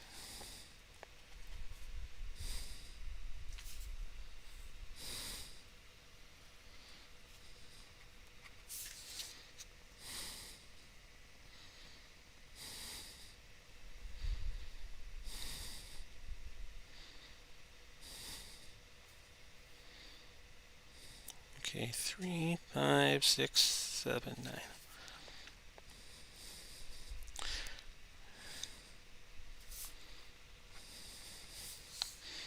Okay, I am close to sharing with you the verdict. 3, 5, 6, 7, 11. Okay.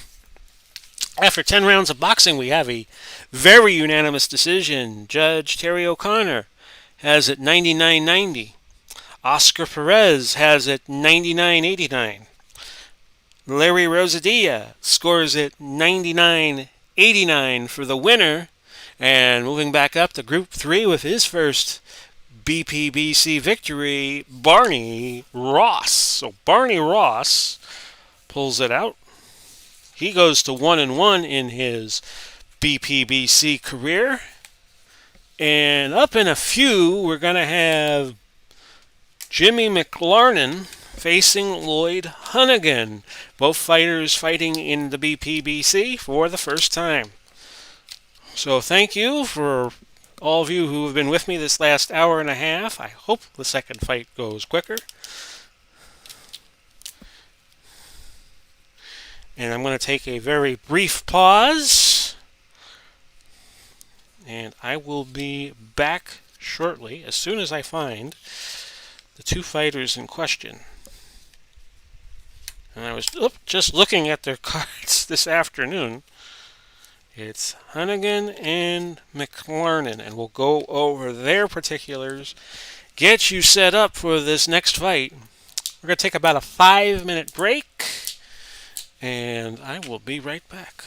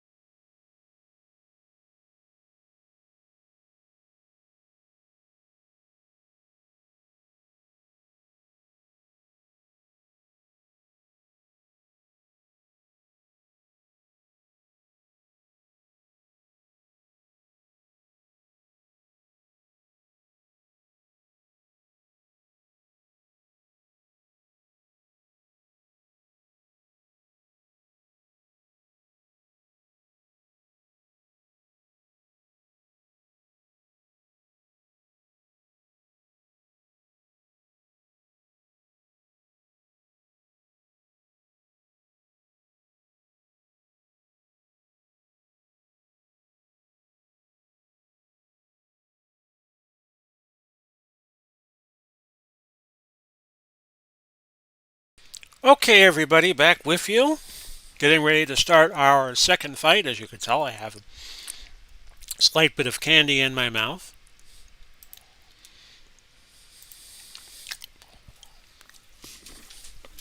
Jimmy McLarnin from County Down, Ireland, emigrated to Canada, and I think he lived his last days in the United States. He's facing Lloyd Honeyghan, great British fighter. Probably most famous for making the boxing radar beating Donald Curry in 1986.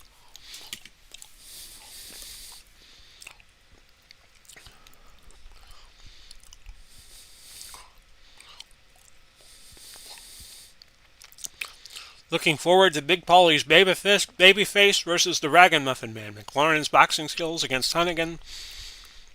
Honeyghan's determined aggression and power. Well, yeah, this should be a good fight. This should be a really good fight.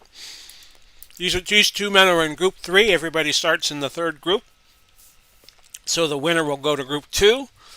The loser goes to Group 4. Berto has now moved to Group 5, so he's one loss away from being inactive. And we won't know for a couple of stages who his Group 5 opponent will be.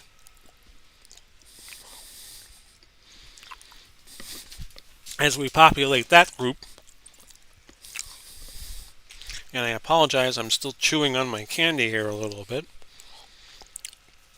If you're wondering about the Mets-Rays game, it's 2-0 Mets. Bottom of the fifth inning. But if you're watching this some point in the future, you don't care about all that. Both teams wearing hats with combat fatigues in them. The Rays and the Mets when they're each taking the field. I was noticing that while I was doing the first fight.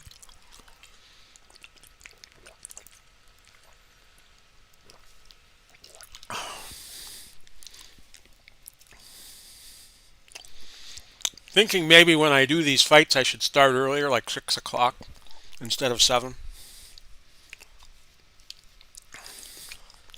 I don't mind them taking that long to do because I like to do a slow burn commentary and let the events build.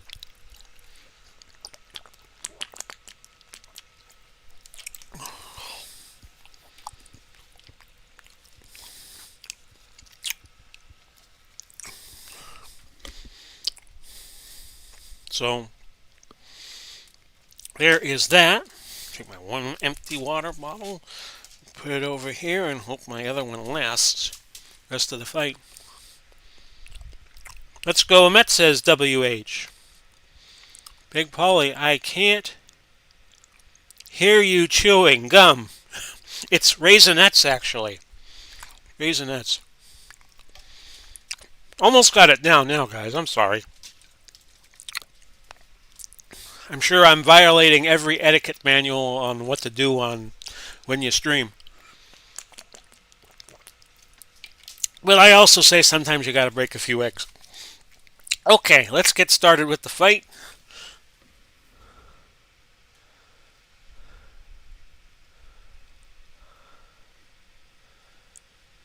Steeler fan giving out the place where you could find his Glory Days operations. I have it bookmarked. Honeyghan has not entered my federation yet. McLarnin is 3-0-1 at number 12 and 12th ranked. And speaking of McLarnin, he takes the red quarter. By the way, let me just do a quick draw to see who has momentum. The roll was 16. Honeyghan, if we have a toe-to-toe exchange first, he gets to go first. We'll go through the stats on each of these fighters. Like I said, both fighters debuting in BPBC with this fight. Also into the 20 fighters that I use. A couple of names you might recognize, Ray Leonard and Floyd Mayweather Jr., so maybe they will fight one of these days in BPBC. So Jimmy McLarnin, 55-11-3, 21 knockouts. His power is 3-3, 2-2 when fatigued. His Chin KD is 2-5, 3-6 when fatigued. Chin KO 1, 3 when fatigued. His Will 3-6. His cut is 4, cut rating, his foul rating 3, his stamina starts at 90, inside range 49, outside range 44. 4 on defense, his defensive range is a 4, and his counter is a 6. Lloyd Honeyghan, 43 and 5, 30 knockouts in real life. His power is 5 and 6. So as NW is saying, yes, MV, I'm sorry. What did I call you NW for? His power is 5 at 6, 2 and 3 when he's hurt. Chin KD 4, 6. Means he goes down on a roll of 1 to 4, 5 and 6 he's hurt. 6, 7, 8 and 9 he is hurt when he is fatigued. His chin KO is a 5, 7 when he is fatigued. Will is 5, 8 when he is fatigued. His cut is a 6, his foul is a 5, a 50 on the inside, a 49 on the outside. His defensive and counter ratings 5 and 6 respectively. Let's look at the officiating for tonight in our second bout. It is Davey Pearl, your official. He was the very controversial official for the last fight night we had a couple of nights ago, the fight between Ali and Dragunov. Richard Green is one of the judges. Looks like Hauk is another judge. I think that's Leo Hauk. And Gwen Adair, they all have the impact bias in their judging ability, and it's going to be a little bit of rocket science figuring out who wins each round. So we are using non-generic judges, non-generic referees. And by the way, our official Pearl is a +1 on fouls and doesn't affect stoppages any. So off we go. First roll, first round, and I haven't reset the rounds. The round number we are in, it still says round 10. I caught it. Off we go. And I thank you for your patience in between fights. 2 and a 1. 2 and a 1. It's Honeyghan who's going to go first, with his 2 stars compared to the 1 star for McLarnin. Yes, and the first roll here, I'm going to turn it around. I'm going to rule it a 30. Could be easily have been an 03, but I'm going to rule it a 30. 30 inside is 3 punches landed. No action needed on the D20s. So Honeyghan gets the first punches in. And these are 2 fighters at full capacity at the moment, full stamina. So no need to do any extra math here. 4 and a 5. By the way, the dud number on McLarnin is 5. The dud number on Honeyghan is 2. The dud number is what I call the numbers with no stars. So 4 and a 5. 4 and a 5. We have a toe-to-toe exchange. Honeyghan will go first. 50. A 50 on the outside. Just misses with a 7 on the D20. McLarnin has a 5 on his D20, so this will not come into play. A 57. 57 inside. Another miss. So we are scoreless in that segment. On to segment number 3 of round number 1. We are set for 10. A 5 and a 6. 5 and a 6. Toe-to-toe again. This time Honeyghan goes again because he had it from the last segment. 57. 57. Outside, a miss. You look at McLarnin. Outside, a 63 should also be a miss, and it is. 1 minute. First minute has now gone by in this 10-round fight. 3 and a 3. 3 and a 3. McLarnin controls on the outside, which is a shame because Honeyghan had the home run punch. 65, 65 on the outside is a miss. Would have been... Actually, no, we got... Honeyghan's going to throw a counter. Honeyghan's going to throw a counter. This counts as a home run punch, by the way.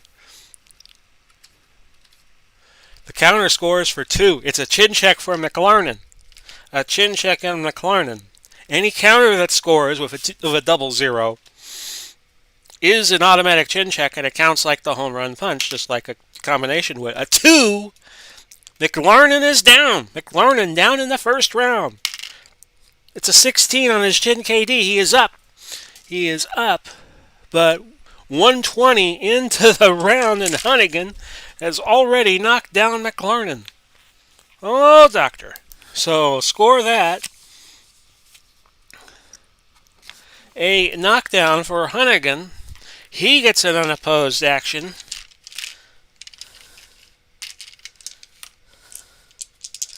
At 00 comes up. It's an automatic chin check. 72, though, a 72 on a 6 is going to miss. So Honeyghan could not cash in on that. Next segment.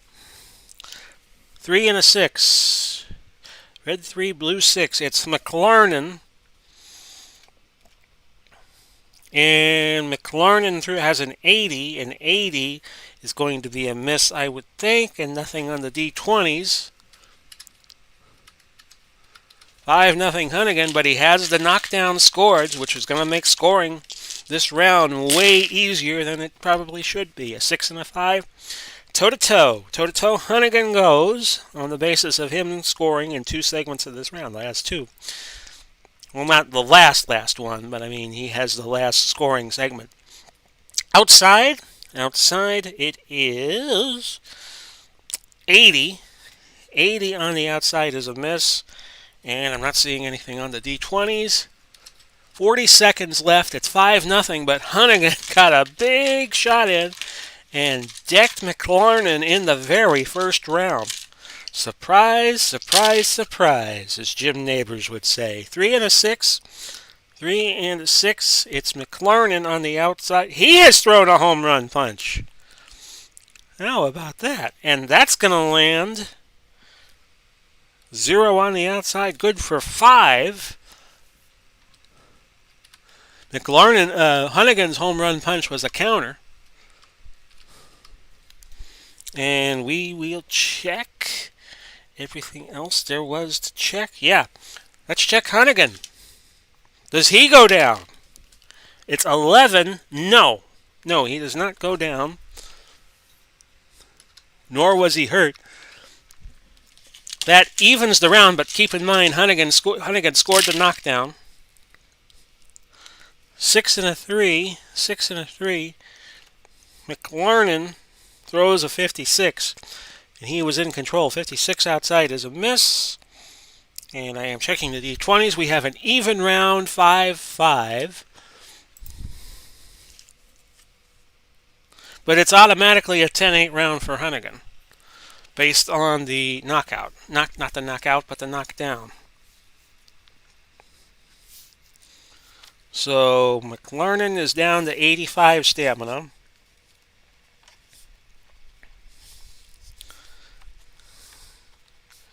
And this is a very, very easy round to score.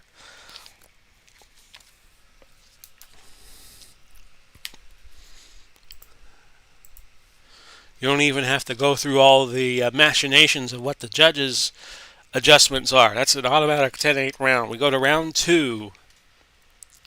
I think the Ragaman wins this. Well, you might be right. He's off to a flying start here, MV. Second round. 5-3 this time. 5 for red, blue for 3. And that's going to go Honeyghan's way. 99, a foul. A foul committed. And no other action.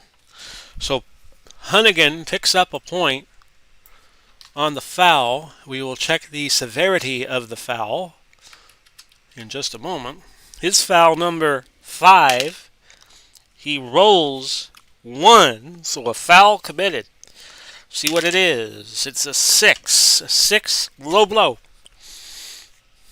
South of the border, down Mexico way.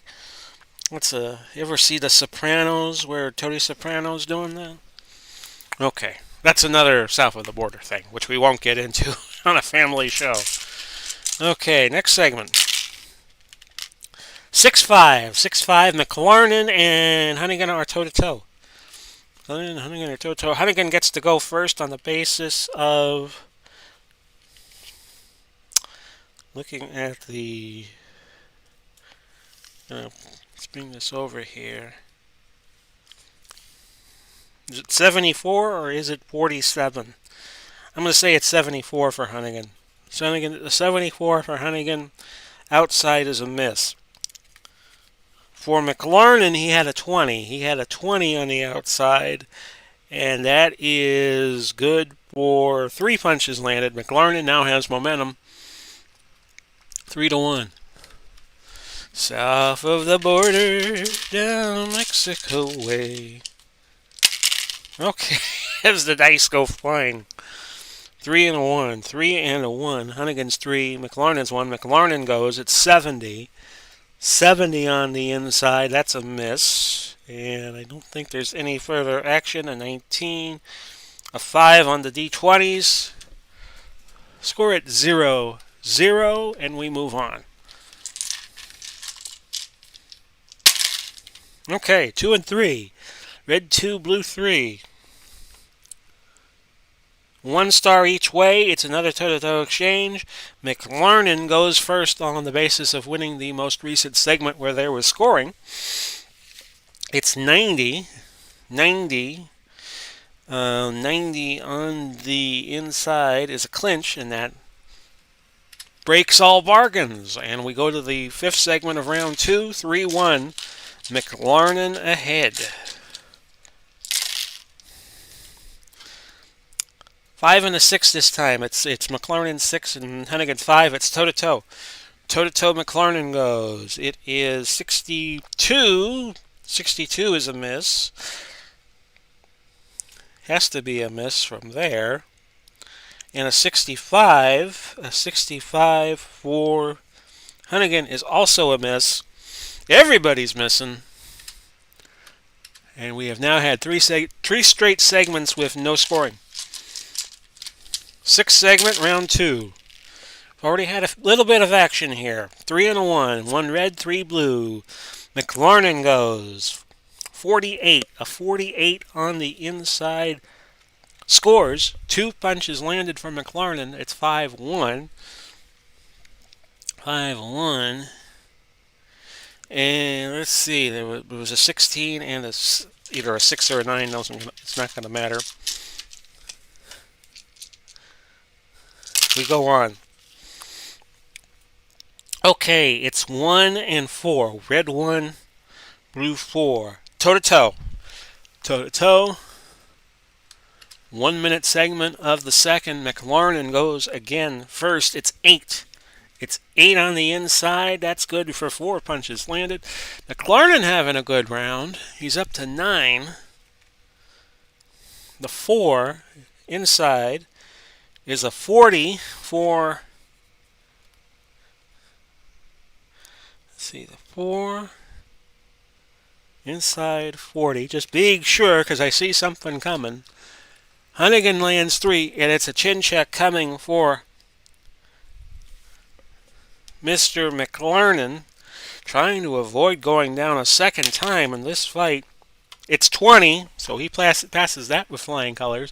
9-4, next to last segment of this round, as the power keeps flickering here, so I hope I'm still on. 4 and a 3. If I ever have that happen, I would just pick things up at the end of the... I would just restart the round I'm on again. 4 and a 3. So it's Honeyghan, McLarnin, toe-to-toe. Toe-to-toe again. McLarnin goes. And McLarnin has a 7 on his D20. I'm going to rule it a 31 because the 3 is kind of hanging on the edge there. 31 on the outside. That's good for 3 punches landed. He's up to 12. Or, looking at Honeyghan's roll here of 80. That, of course, results in nothing. So a good round for McLarnin. Let's go to the last segment of round 2. 3 and a 2. 3 and a 2. McLarnin's go. 59. 59 outside. Not going to do anything. That's the round. 12-4 McLarnin. And now it gets interesting. Now it gets interesting indeed with the first time I have done scoring by looking at what the judges say. So it's 12-4, 53 stamina left for Honeyghan, which is going to be his Achilles heel here by the time I think this gets over with. 81 for McLarnin, so McLarnin up 28 points of stamina. Now, this was an 8-punch margin, so scoring recommendations here are going to be a little different. Okay, our first judge.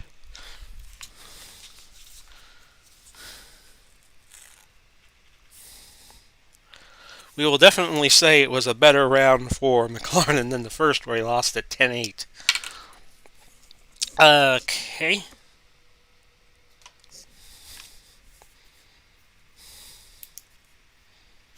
Just takes a split second longer to figure out what the judges like.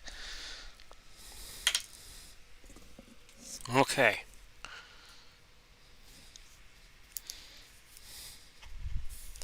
Because each judge has his little quirks.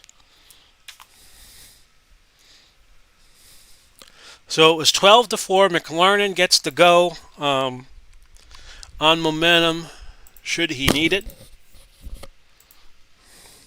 If we have a toe-to-toe exchange right away in this third round. McLarnin, I think, will catch Honeyghan at some point. Tony Soprano got his butt kicked that night at the chalet south of the border. You're right. You're right. So we'll start the third round. 4 and a 6. You gotta have fun doing this. If you can't have fun doing this, what's the point? 4 and a 6. And remember, McLarnin gets to go first. And Honeyghan has a home run punch if there is a counter, because he's got the 00. And an 18 on the inside. That's going to score for 4, though, so wipe out the home run. Not 41. Not 41. Come on. Do this right.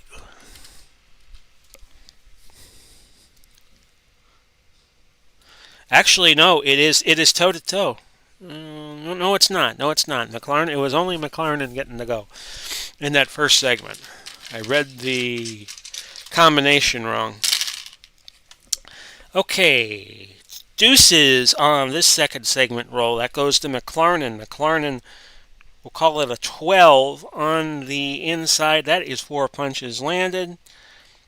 And I'm looking at the D20s. Nothing happened. So McLarnin off to a fast start in the third, but we're just 40 seconds in. Let's go to the next roll. Let him roll. 6 and a 5. 6 and a 5. It's Honeyghan's go on the outside. This is a 90, though. A 90 outside is a miss. And nothing on the D20s, suggesting any further action was needed. 8-0 at the end of the first minute of round 3. We're scheduled for 10. And our first fight went the distance. 6 and a 3. 6 and a 3. McLarnin going with a 10. A 10 on the outside. This is a good punch.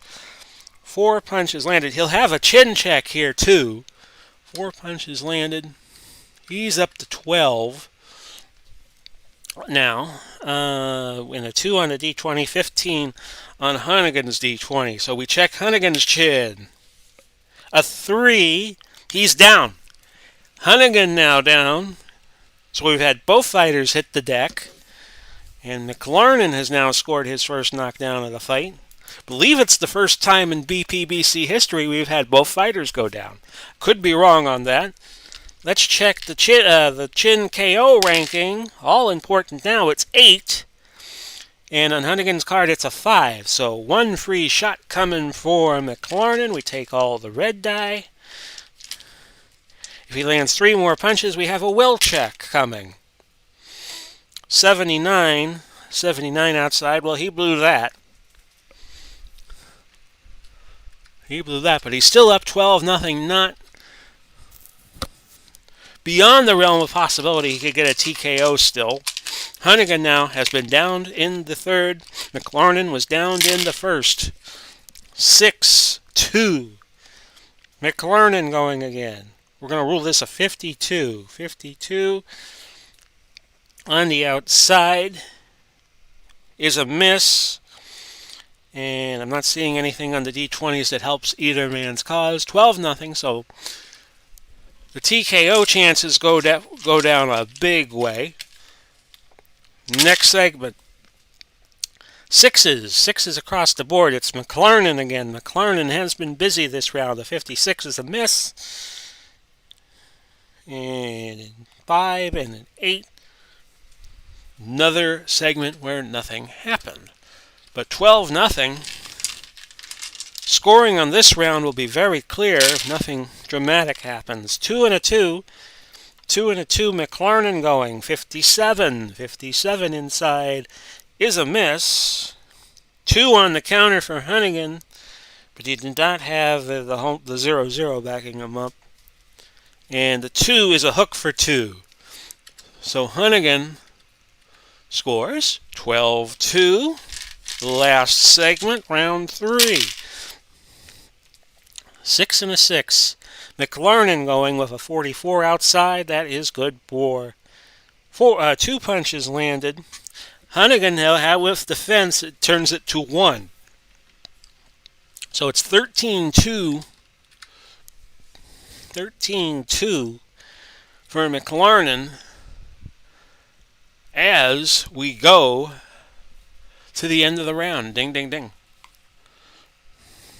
So 13-2. What do you do? I'm just going to move this over here for a minute so I can do this better.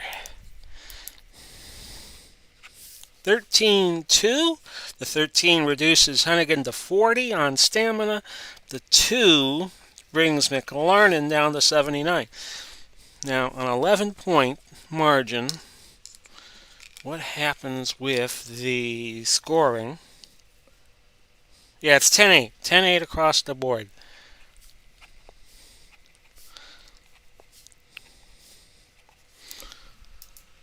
So that was easy. McLarnin will have momentum going to the 4th. So this has been a good fight. Both men tasting the canvas. And I imagine it doesn't taste too good. McLarnin will get back into the fight. Well, he has. He has indeed, MV. Good fight. We head to the 4th now. And we still take our station break after 5. A 1 and a 3, a 1 and a 3, 2 stars, 1 star. It is McLarnin going. 45, a 45 on the inside for him. It's 2 punches landed. And I don't see anything on the D20s that change anything. So the 45 on the inside is good for 2. 2, not 20. 2-0. Okay. Second segment of round 4. 2 and a 5. It's 2 blue, 5 red. Toe-to-toe. McLarnin will go. It's a 7. It's a 7 outside. That's 4 punches landed. He's up to 6. No, not 41. Did that again. So he's off to a good start. We'll take a look at Honeyghan. His roll, we're going to call it a 41. 41 on the inside. That's 2 punches landed. Don't forget to check the D20s. And it's 13 on Honeyghan and 18 on McLarnin. We can safely move on. 3-5. 3-5. Toe-to-toe. McLarnin goes first. 75. Interstate 75. That runs from Miami all the way up to Detroit. Okay, his 75, of course, is a miss. We go to Honeyghan. Honeyghan has thrown an 8. Honeyghan has thrown an 8 on his, and that's good for 4. So it's 0 for McLarnin, 4 for Honeyghan, and it's now 6-6. It's a dead even round, 4th round now. 4-2. 4-2. McLarnin goes a 35 inside, good for 3. He's back up 9-6. He kicked the field goal in the fourth quarter. 4 on defense though for Honeyghan, and that is going to wipe out one of those punches landed. So forget field goal. Well, they could take a field goal and take the lead. 8-6. Next segment, fourth round. 5 and a 4, 5 and a 4, 5 red, blue 4. Honeyghan goes 11 on the inside. That's 4 punches landed. So lots of good action in this round. D20s are 9 and 6. 6 is just outside of Honeyghan's power range.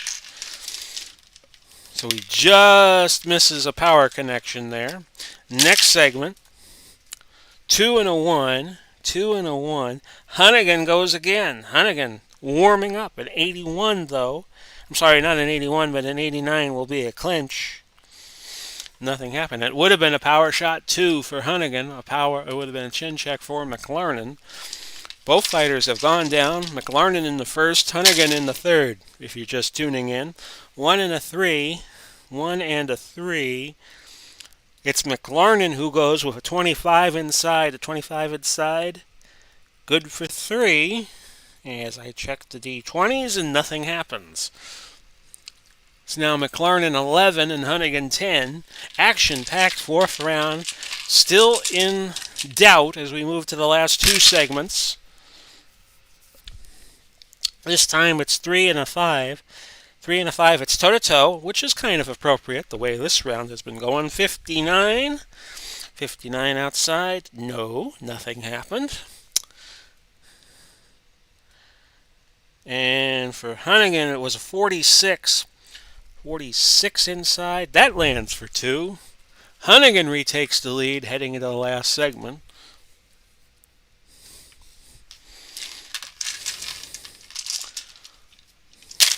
Okay, last segment goes with a 4 and a 6.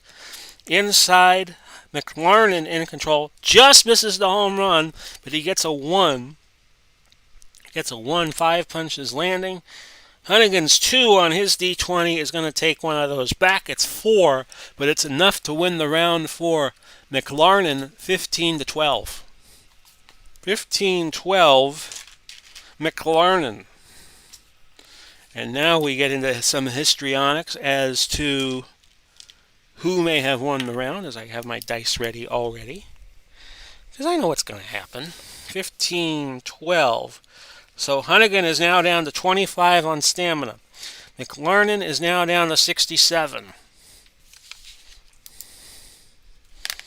Okay, and again, this is very judge-specific here.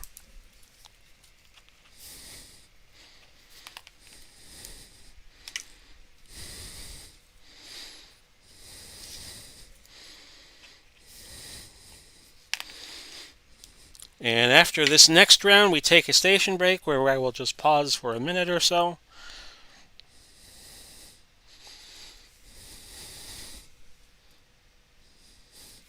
Okay.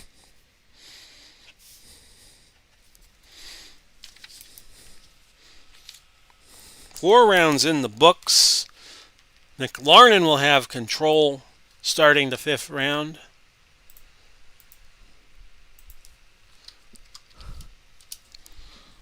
And remember that I said that in case I need somebody to remember me saying that. Good fight. I think Honeyghan may get this. I'm going to call it early. This will go a split decision. I think Honeyghan. I think McLarnin's stamina will drain. Honeyghan shots are powerful. What Honeyghan's got to do is he's got to get active. He's got to get very busy while he still has stamina, because he's, when he loses stamina, then he loses a punch, a salvo. And I think that has an effect. He's got to get McLarnin tired, and he's got to get active. So we'll start the 5th round, the halfway round, and see what happens. It's 5 and 1. 5 and 1.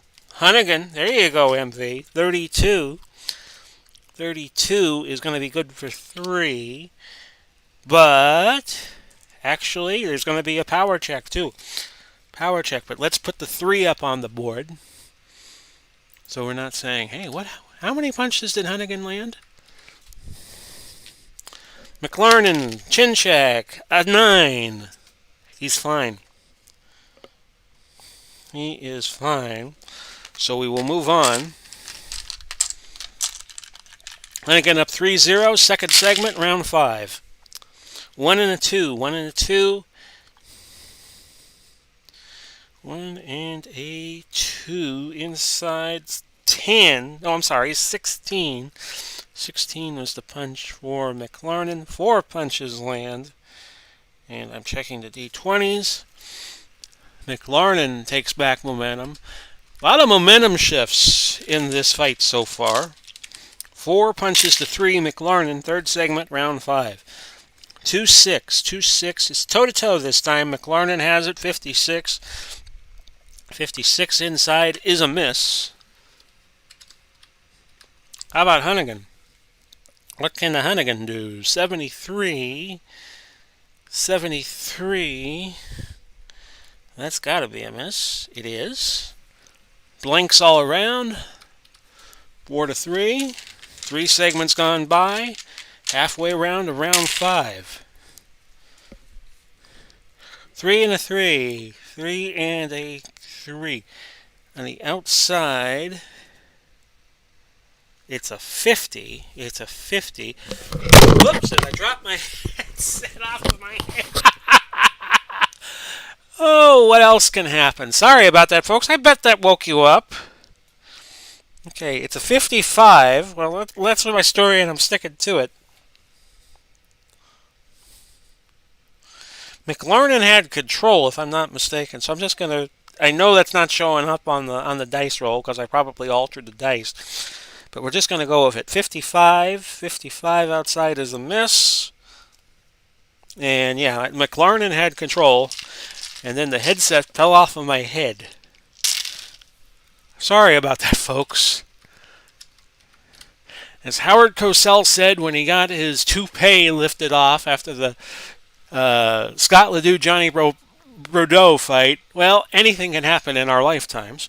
4 and a 2. 4 and a 2 for our next segment. It's going to be McLarnin controlling on the inside. He has a 60. A 60. That's a miss. And I am not seeing anything on the D20. Somebody parachuted into the ring. Exactly. Exactly, MZ. That's what happened.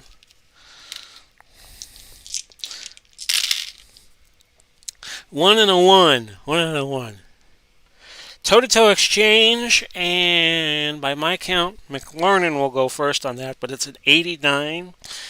And 89 is a clinch, so no further action. We've had 4 straight segments with nothing going on. A little more, in the words of Kurt Berglund, I hope as well, he hasn't been posting in a while. A little more proficiency, gentlemen. 2 and a 3. 2 and a 3. It's more toe-to-toe action. And that will be McLarnin inside of a 51. The 51 is a miss. So we look at Honeyghan. Honeyghan's a 47 outside. And this connects. It's a chin check for McLarnin. 2 punches do land. So it's 5 for Honeyghan. And a chin check coming up for Mr. McLarnin. The roll, we're going to call it a 13. That misses everything. So 5-4, 2 segments left, 5th round. And as you could tell, I'm going to need that station break. 5 and a 6. It's actually 6-5. 6-5, 6-5, red, blue. Red 6, 5, blue. And it's toe-to-toe again. This time Honeyghan is in control. 77 is going to be a miss. No matter how you slice that. 0-2 for McLarnin outside. I bet that's a 5-punch salvo because it is. He's now up 9-5, heading to the last segment of the first half of the fight. Let's do it, boys. 3-5. Toe-to-toe again. McLarnin again. Going first. 77 is a miss. The 37 for Honeyghan is not going to be a miss. They just figure out where he is. And, yep, 3 punches land, so it's going to be a 9-8 round. McLarnin wins by a pip.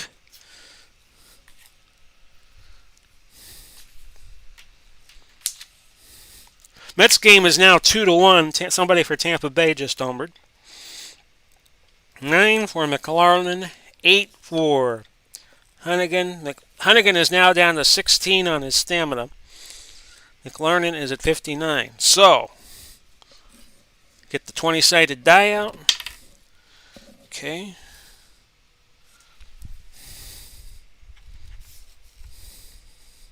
The non-generic judging is going to play a role in this. Okay.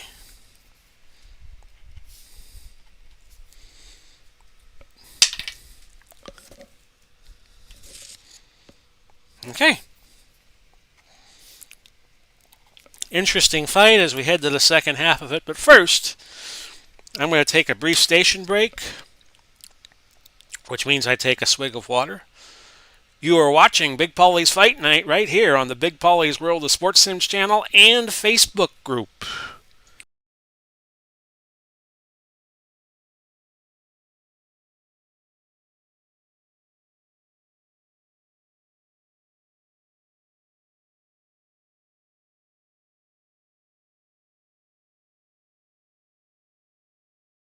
Welcome back. Big Pauly coming to you. These last 5 rounds of the evening. Hope you've enjoyed it. Round 6 about to begin. I think Honeyghan had the momentum going into this because he had 3. He got 3 to cut it to 9-8. Yeah, someone just parachuted into the ring. That was me dropping my headset off. Sorry about that. So we'll go to the 6th round. It's a close fight, generally. McLarnin hit the deck in round 1. Honeyghan hit the deck in round 3. Honeyghan in some stamina trouble, so he's going to have to keep McLarnin at bay for a few rounds to have a chance as we head down the stretch. We start with a 1 and a 4. A 1 and a 4, and that's toe-to-toe. Honeyghan goes first. We're going to rule that a 54. A 54 on the roll, a 4 on the inside. That is a miss. And a 73 inside is also going to be a miss for McLarnin. So we start the round with a scoreless opening segment.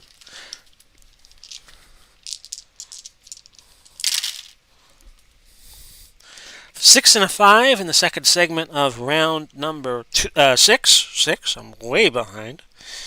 So the 6 and a 5 is another toe-to-toe exchange, which means Honeyghan goes again. 34 outside is a hit for 3. And we will check McLarnin out, not 3.3. His 98 is a foul possibly. 1 punch lands, and we will adjudicate what happens with McLarnin. It's a 6. His foul ranking is a 3, so we move on. 3rd segment, round 6. Can we do 20 rounds tonight? 2 and a 5, 2 and a 5. Honeyghan in control with his 15 outside, which is good for 4. Checking the D20s, nothing happened. Honeyghan now up 7-1 in round 6, doing what he needs to do, which is he's got to keep McLarnin from scoring with punches on his own, if anything. 6-1 this time. It's another toe-to-toe exchange, which goes Honeyghan's way. 25. on the inside for Honeyghan. Lands for 3. He's now up 10-1. We look at McLarnin's numbers. By the way, the D20 was a 14 on Honeyghan. 76 is going to be a miss for McLarnin, which is a shame because he had a 2 on his D20. 10-1 Honeyghan. He has 5 segments to pick up 15 points for a technical knockout. 4 and a 3. He's in luck because it's toe-to-toe again. 38 inside. Good for 3 more.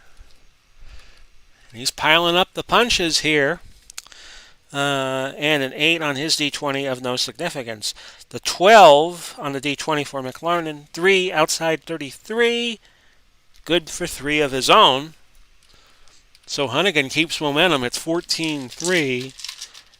Going to our next segment of the fight. A 1 and a 5. Toe-to-toe again, which favors Honeyghan again.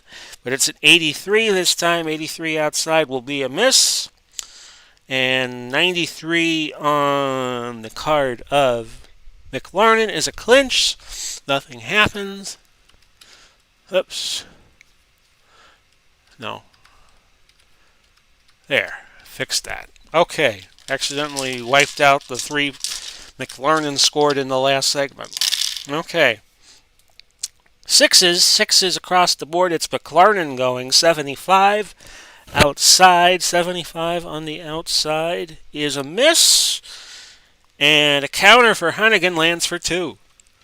So, if he could have 2 very busy last segments, he could still get the technical knockout.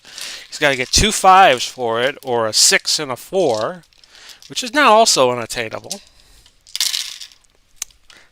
6-3, 6-3. What will it be? It'll be McLarnin in control, 85. 85 outside is a miss. And no action on the D20, so no scores. Last segment, round 6. Very good round for Honeyghan, and he needed one. 5 and a 4, 5 and a 4. Honeyghan goes again. A 20 on his card inside. 3 punches more land. Might be 18-4. I will check the D20s and make sure of this. Actually, a 5 comes on. Actually, a 5 is not within the range of McLarnin. So, ding, ding, ding. Big round for Honeyghan, and he needed it. 15-4. 15-4, Honeyghan. So the 4 gets Honeyghan down to 12. The 15 for Honeyghan gets McLarnin down to 44 as we head to the 7th round. Now, the round had an 11-punch margin.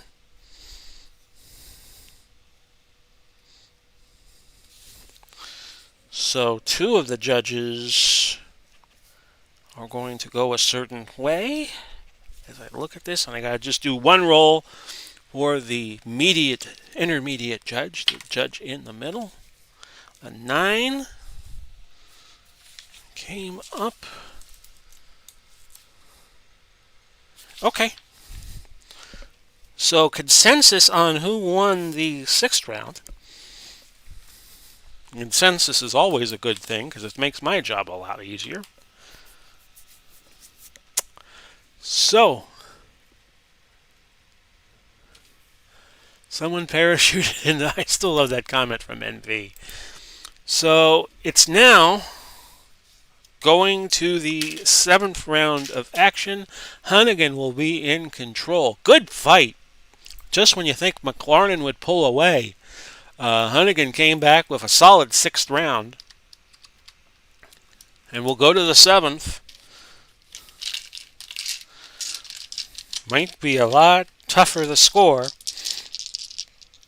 the way this has been going. And we start with a 3-6, which gives McLarnin the first move. 41 as I check the D20s. And it will be power check coming if McLarnin lands, and he does for 2.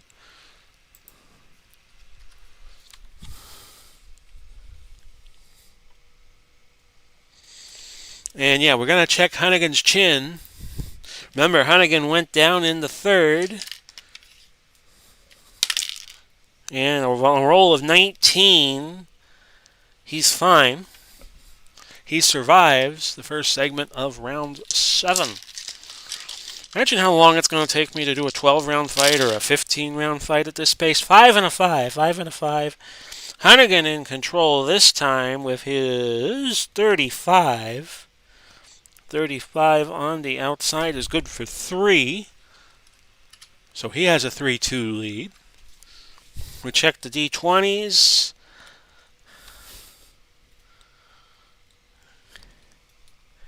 Just missed a chin check on Honeyghan. And actually, it's -2. It's -2 on the defense check for McLarnin. So it's 2-1 McLarnin and not Honeyghan leading going to this next segment, which is 1-3. 1-3 McLarnin going. It's 2. It's a 2. An ought 2. 5 punches land for McLarnin to put him up 7-1. D20 is a 17 and a 13. Nothing else happened. That segment. 6 and a 3. A 6 and a 3. It's McLarnin again. 36. McLarnin getting hot now. 36. Good for 2 punches landing. He's up to 9. And the D20s don't seem to result in anything extra to do. Next segment. 5 and a 2. 5 and a 2. Toe-to-toe, because nobody had stars on that. That means it's McLarnin's go. It's a 76. 76 outside is a miss. Honeyghan, with his 2, nothing on the inside, but he'll fire on the inside to 24.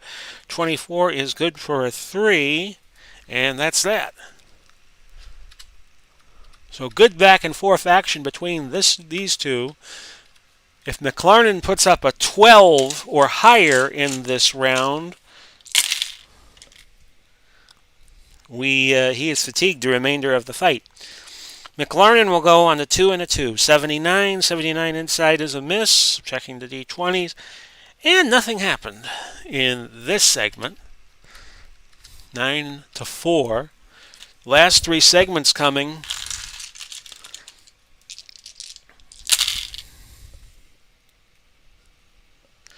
This time it's 6-4. 6-4. Toe-to-toe again. Toe-to-toe again, which means Honeyghan will go with his 43, 43 inside.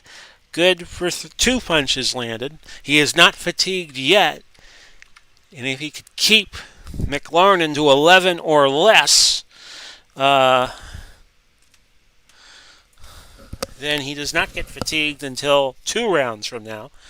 Hit McLarnin threw a 79 on the outside, by the way, which was a miss. And I have that down, I think, already. 9-6. 40 seconds left in what is now the 7th round. 1 and a 4. 1 and a 4. Toe-to-toe exchange. Again. Honeyghan again. And watch for that 3, but it's a 91. 91 inside. That's a clinch. Nothing happens this segment. But 1 segment left still, with the score 9-6. See some new comments. I'll get to them. I think I see new comments. I'll get to them at the end of this round. 4-1. 4-1. Toe-to-toe again. Honeyghan will go first again. 97. Possible foul. So score a point for Honeyghan to get it to 9-7. Okay, the 4 is an inside 21. 3 punches landed, and that's exactly the number Honeyghan was not hoping for, because that fatigues him. That gets him to a fatigue level in the next round. So it's 12-7. Now, let's check the foul on Honeyghan. 18, that is well beyond his rating. So the round ends 12-7. 12-7 for McLarnin. Honeyghan will now be fatigued the remainder of the fight, which is just 3 rounds. 12-7. McLarnin should coast. I put an F on the right side of Honeyghan's boxes to note that he is fatigued. So, 12-7. And with the judges' ratings, who knows what happens. See if I can find one of the D20s. There we go.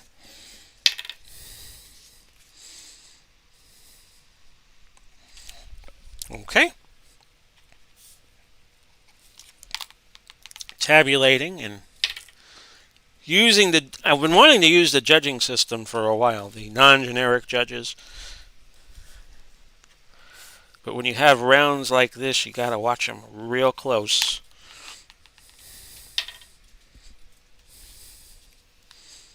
Okay.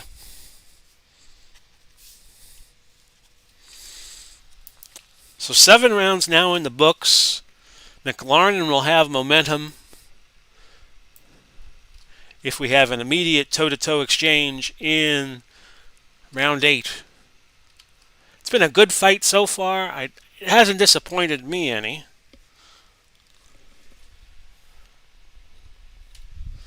And we are ready to get started with our 8th round, our 18th round that we have covered on Big Pauly's Fight Night tonight.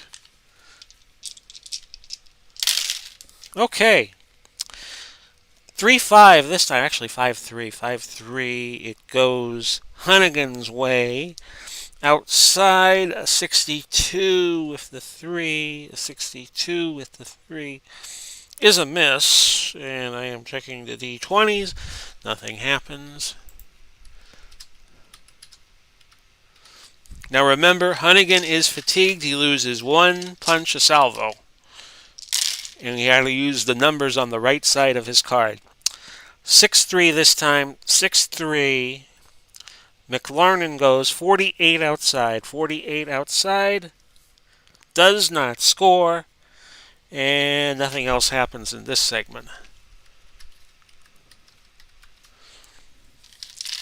So a couple of zeros on the board. We head to the 3rd segment of the 8th round as I drop my die.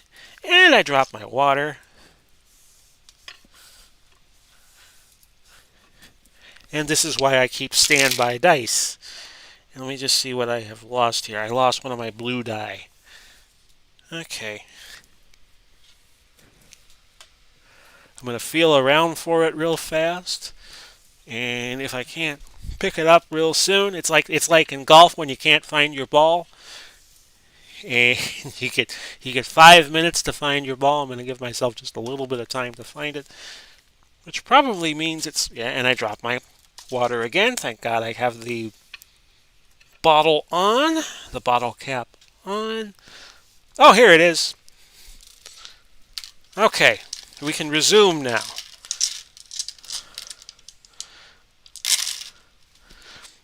My table is so well lighted I can't see shit when I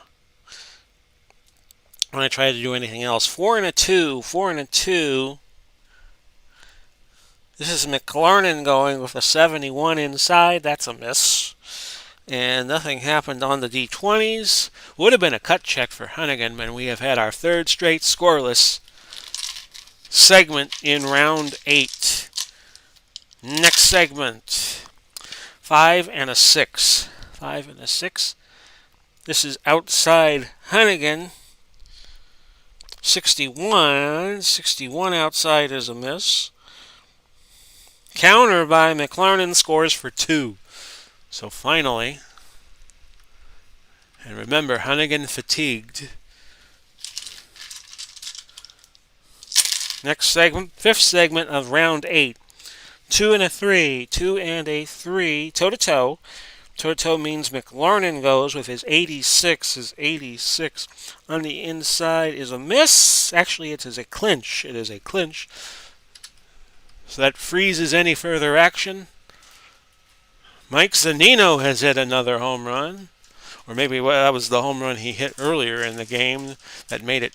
It's 2-2. 2-2. Zunino, the catcher for the Braves, having a pretty good season with him. Probably the only guy with good hitting so far on the Rays. And it's 2 and a 5 this time. 2 and a 5. Honeyghan goes 71. 71 outside is a miss. And I checked the D20s, and it's another round where nothing happened.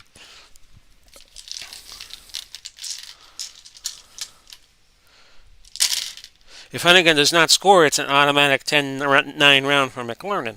4-3, 4-3. McLarnin going again. It's 54. 54 inside is not going to score.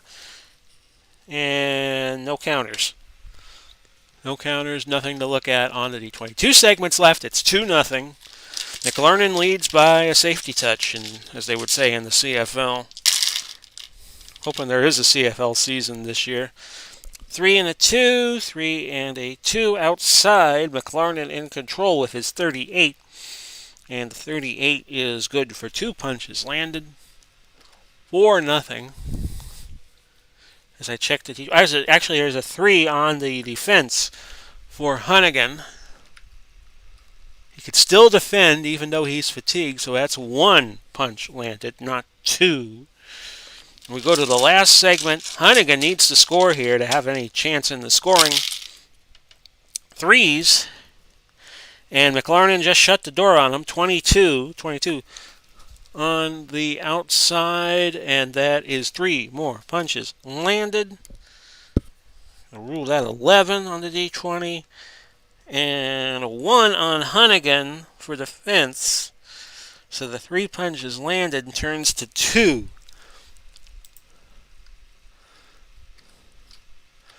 5-0. McLarnin is going to win the round on all cards because Honeyghan did not throw a punch in the 8th round.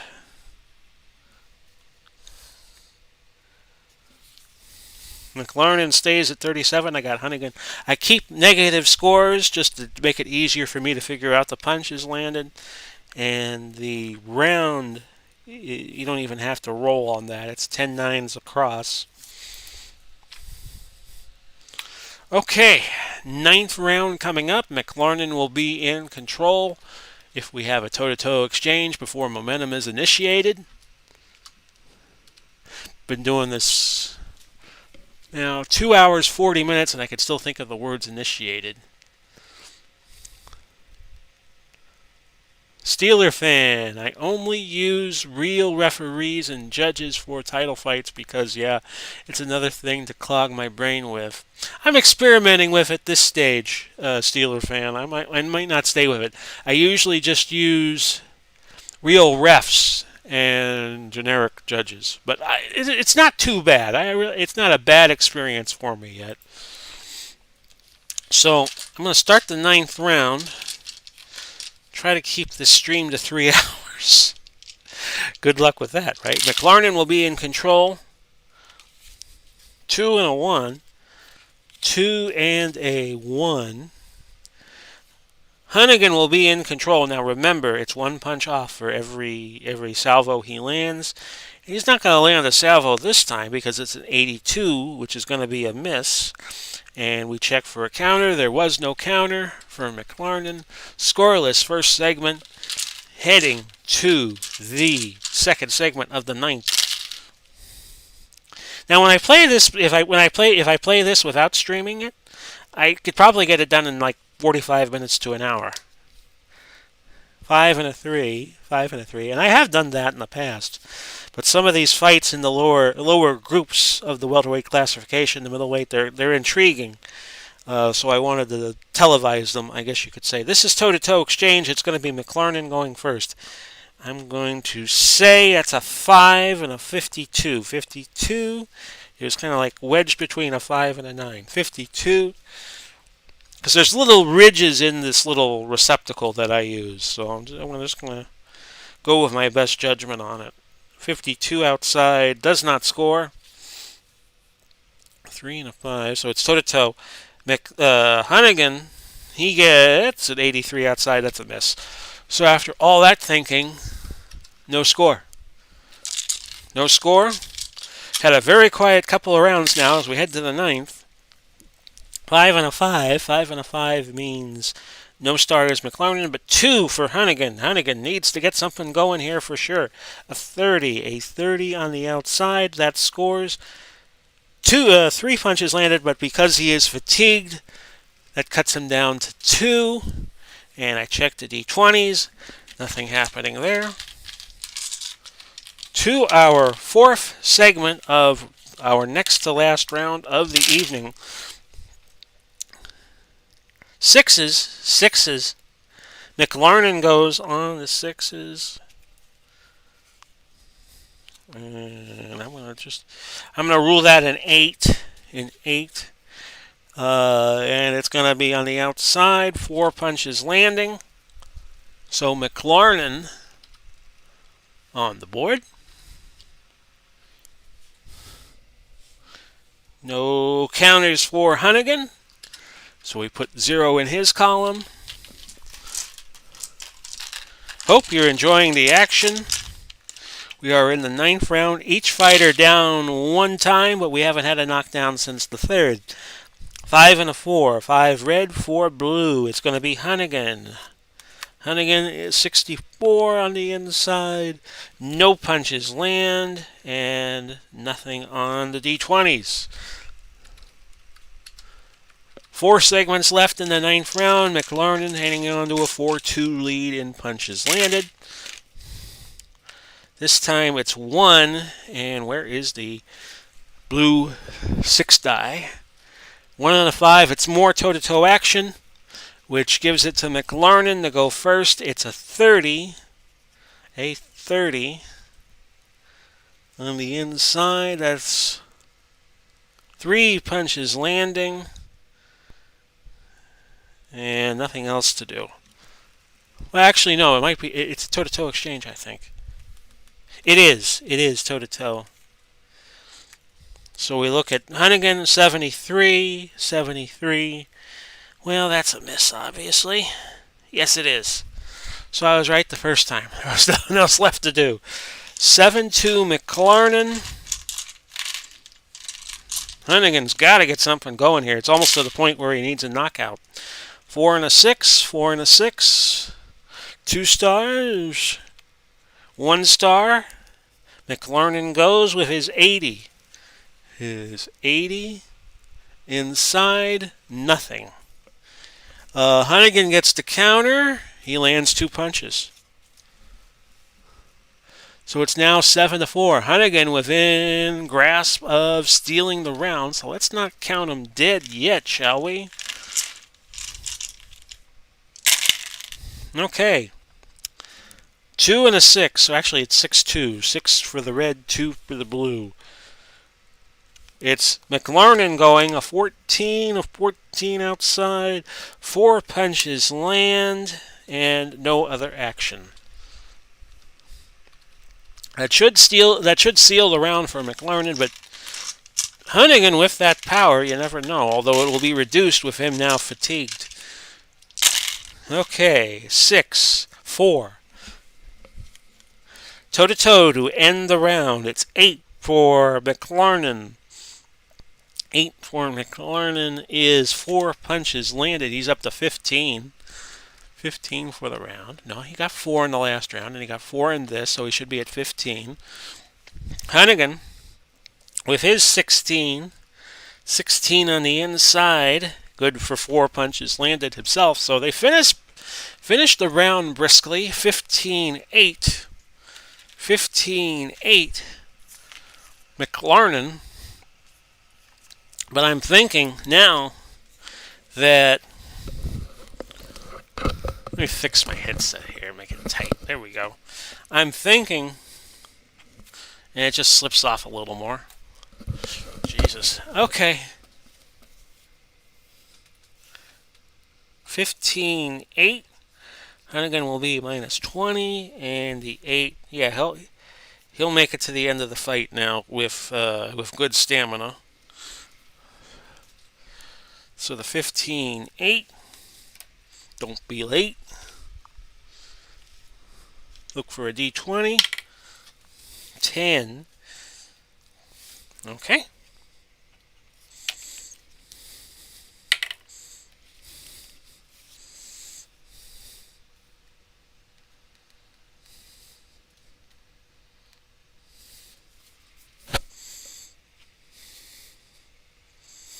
Well, they didn't all see it the same way, which is interesting.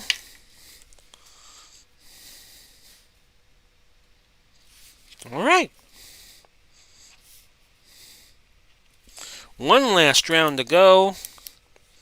McLarnin will be okay on stamina to the end. Honeyghan is going to need to make quite the comeback here. Touch him up. We go to the 10th round. Let's reset the scoring. The round tracker, which is just a spreadsheet that I just superimpose on the screen for you all. Try to give you more accurate scoring. Okay, touch him up. Round 10. Both fights are going to go the distance here. Maybe. 2 and a 4. It's Honeyghan. Honeyghan, 70. 70 on the inside's not going to get it done, though. Counter for McLarnin, that's going to score 2. 2-0. 8 segments left in our fight. 6 and a 4. 6 and a 4. Toe-to-toe. Toe-to-toe. Going to be 47 for McLarnin, who's still fresh as a daisy. The 47 is a miss.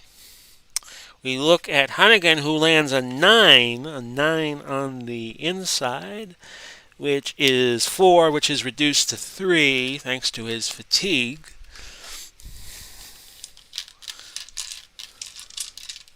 If your announcer is fatigued, does he have to say like 10% less words?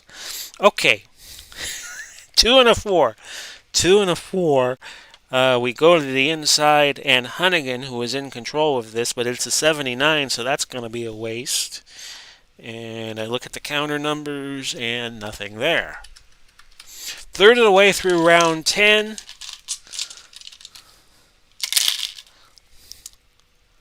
One and four. Toe-to-toe again, which means it's Honeyghan who gets to go.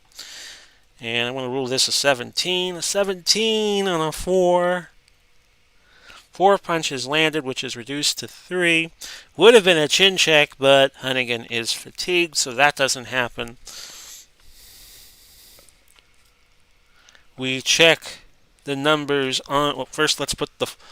Okay, how many did he score? How many did he score on the 17? Hang on, folks. 17 was 4, which turns into 3. Now I'll check McLarnin, and McLarnin at full strength. 1. Inside 16, 4 punches landed. No reduction, so it's 6-6. And that would have been a chin check on McLarnin, but Honeyghan, being fatigued, it is not. 3 and a 5, 3 and a 5. Toe-to-toe again. McLarnin this time goes first on the basis of winning the last segment. A 4. And this could be a big punch here for McLarnin. 4 punches land. 12 on the D20. He's up to 10. Let's see here. 3 and the 4. Honeyghan gets to throw a shot. 28 outside. That's 3, which becomes 2. 10-8. Honeyghan has put on a good effort tonight, but I think McLarnin's just got too much skill for him. But we'll see. It's not done yet. 6 and a 1. 6 and a 1 is 2 stars each. Another toe-to-toe exchange, which is going to be good for McLarnin.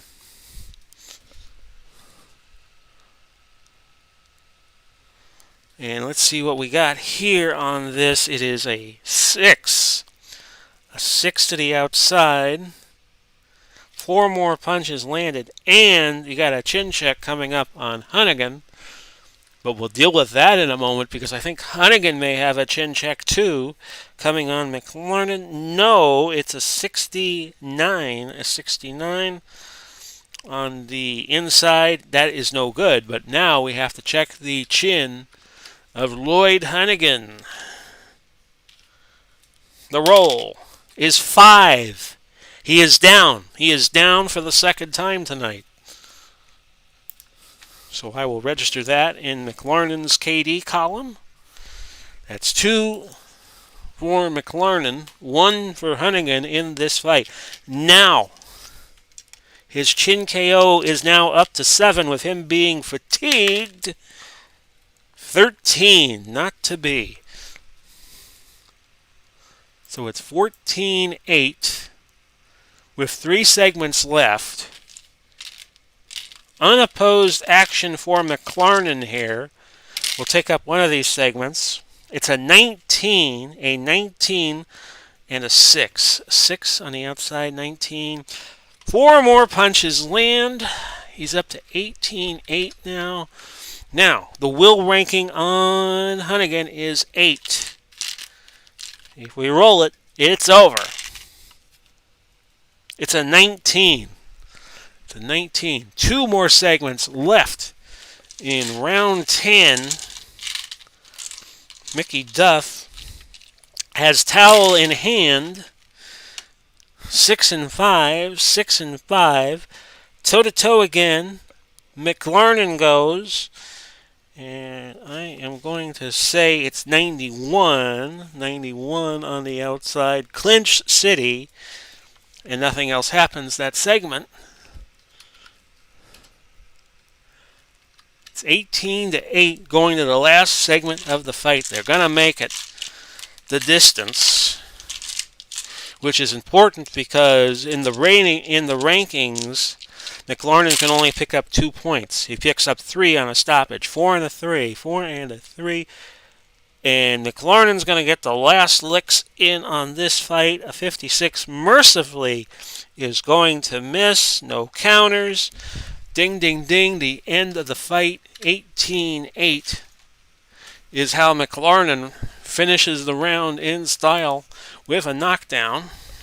It was close for a while.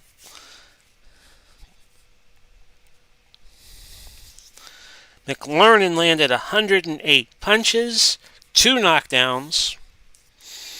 And let's see here, the 18-8 means Honeyghan landed 67, 1 knockdown. And I could tell you that it was a 10-8 round. McLarnin, this was a close fight for a while. And now I will do the scoring. And I'll tell you who won. 2.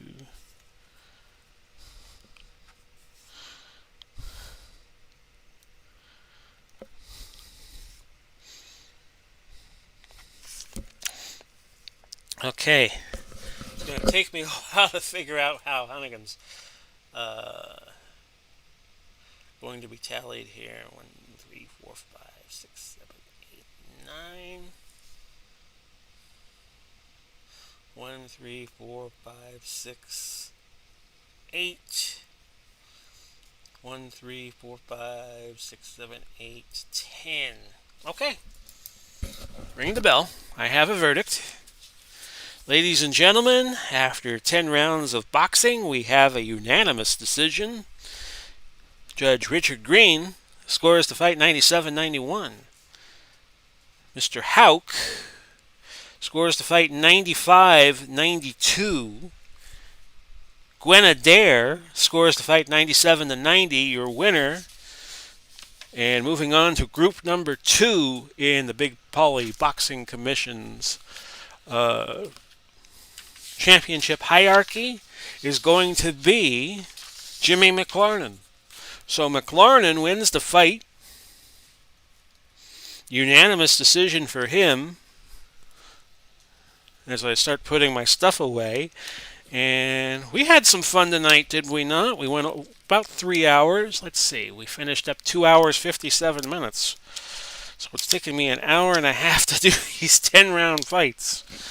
It took me 48 minutes to do the Ali fight, but we had some controversy that needed to be discussed on that fight. So we'll take any final comments.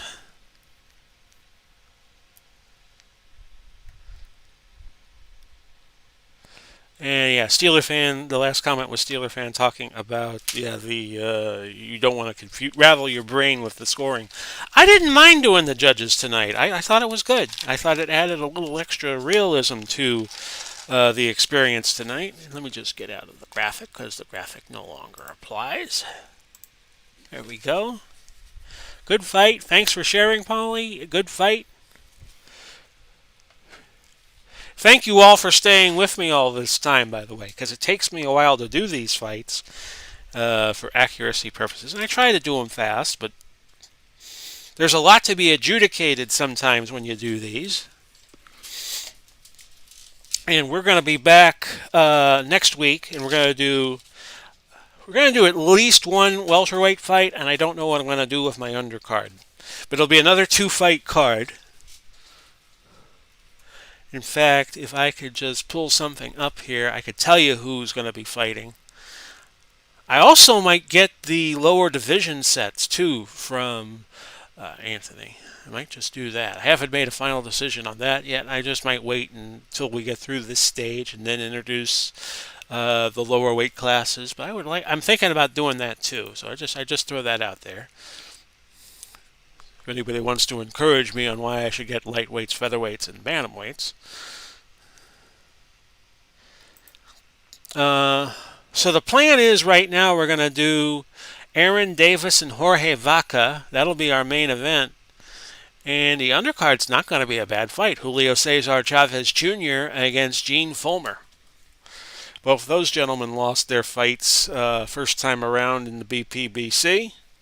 Fulmer lost an upset to Ace Hudkins, and Julio Cesar Chavez got beat by somebody who I just can't think of at the moment. It might have been Clark, who will have the following week. In 2 weeks' time, we're going to do Gavolkin, Sanders, and Hudkins and Clark in the middleweight division. So we're going to try to move through these fights rather fast, and then we can induce the featherweights, bantamweights, lightweights into stage 4. So I hope you all enjoyed tonight's action. We went almost 3 hours. In fact, we are just crossing the 3-hour plateau right now. This has been Big Pauly coming to you. Hope you enjoyed Big Pauly's Fight Nights. Godspeed and God bless, and we'll do it all again soon. Thank you to Steeler Fan, and thank you to MV and others that dropped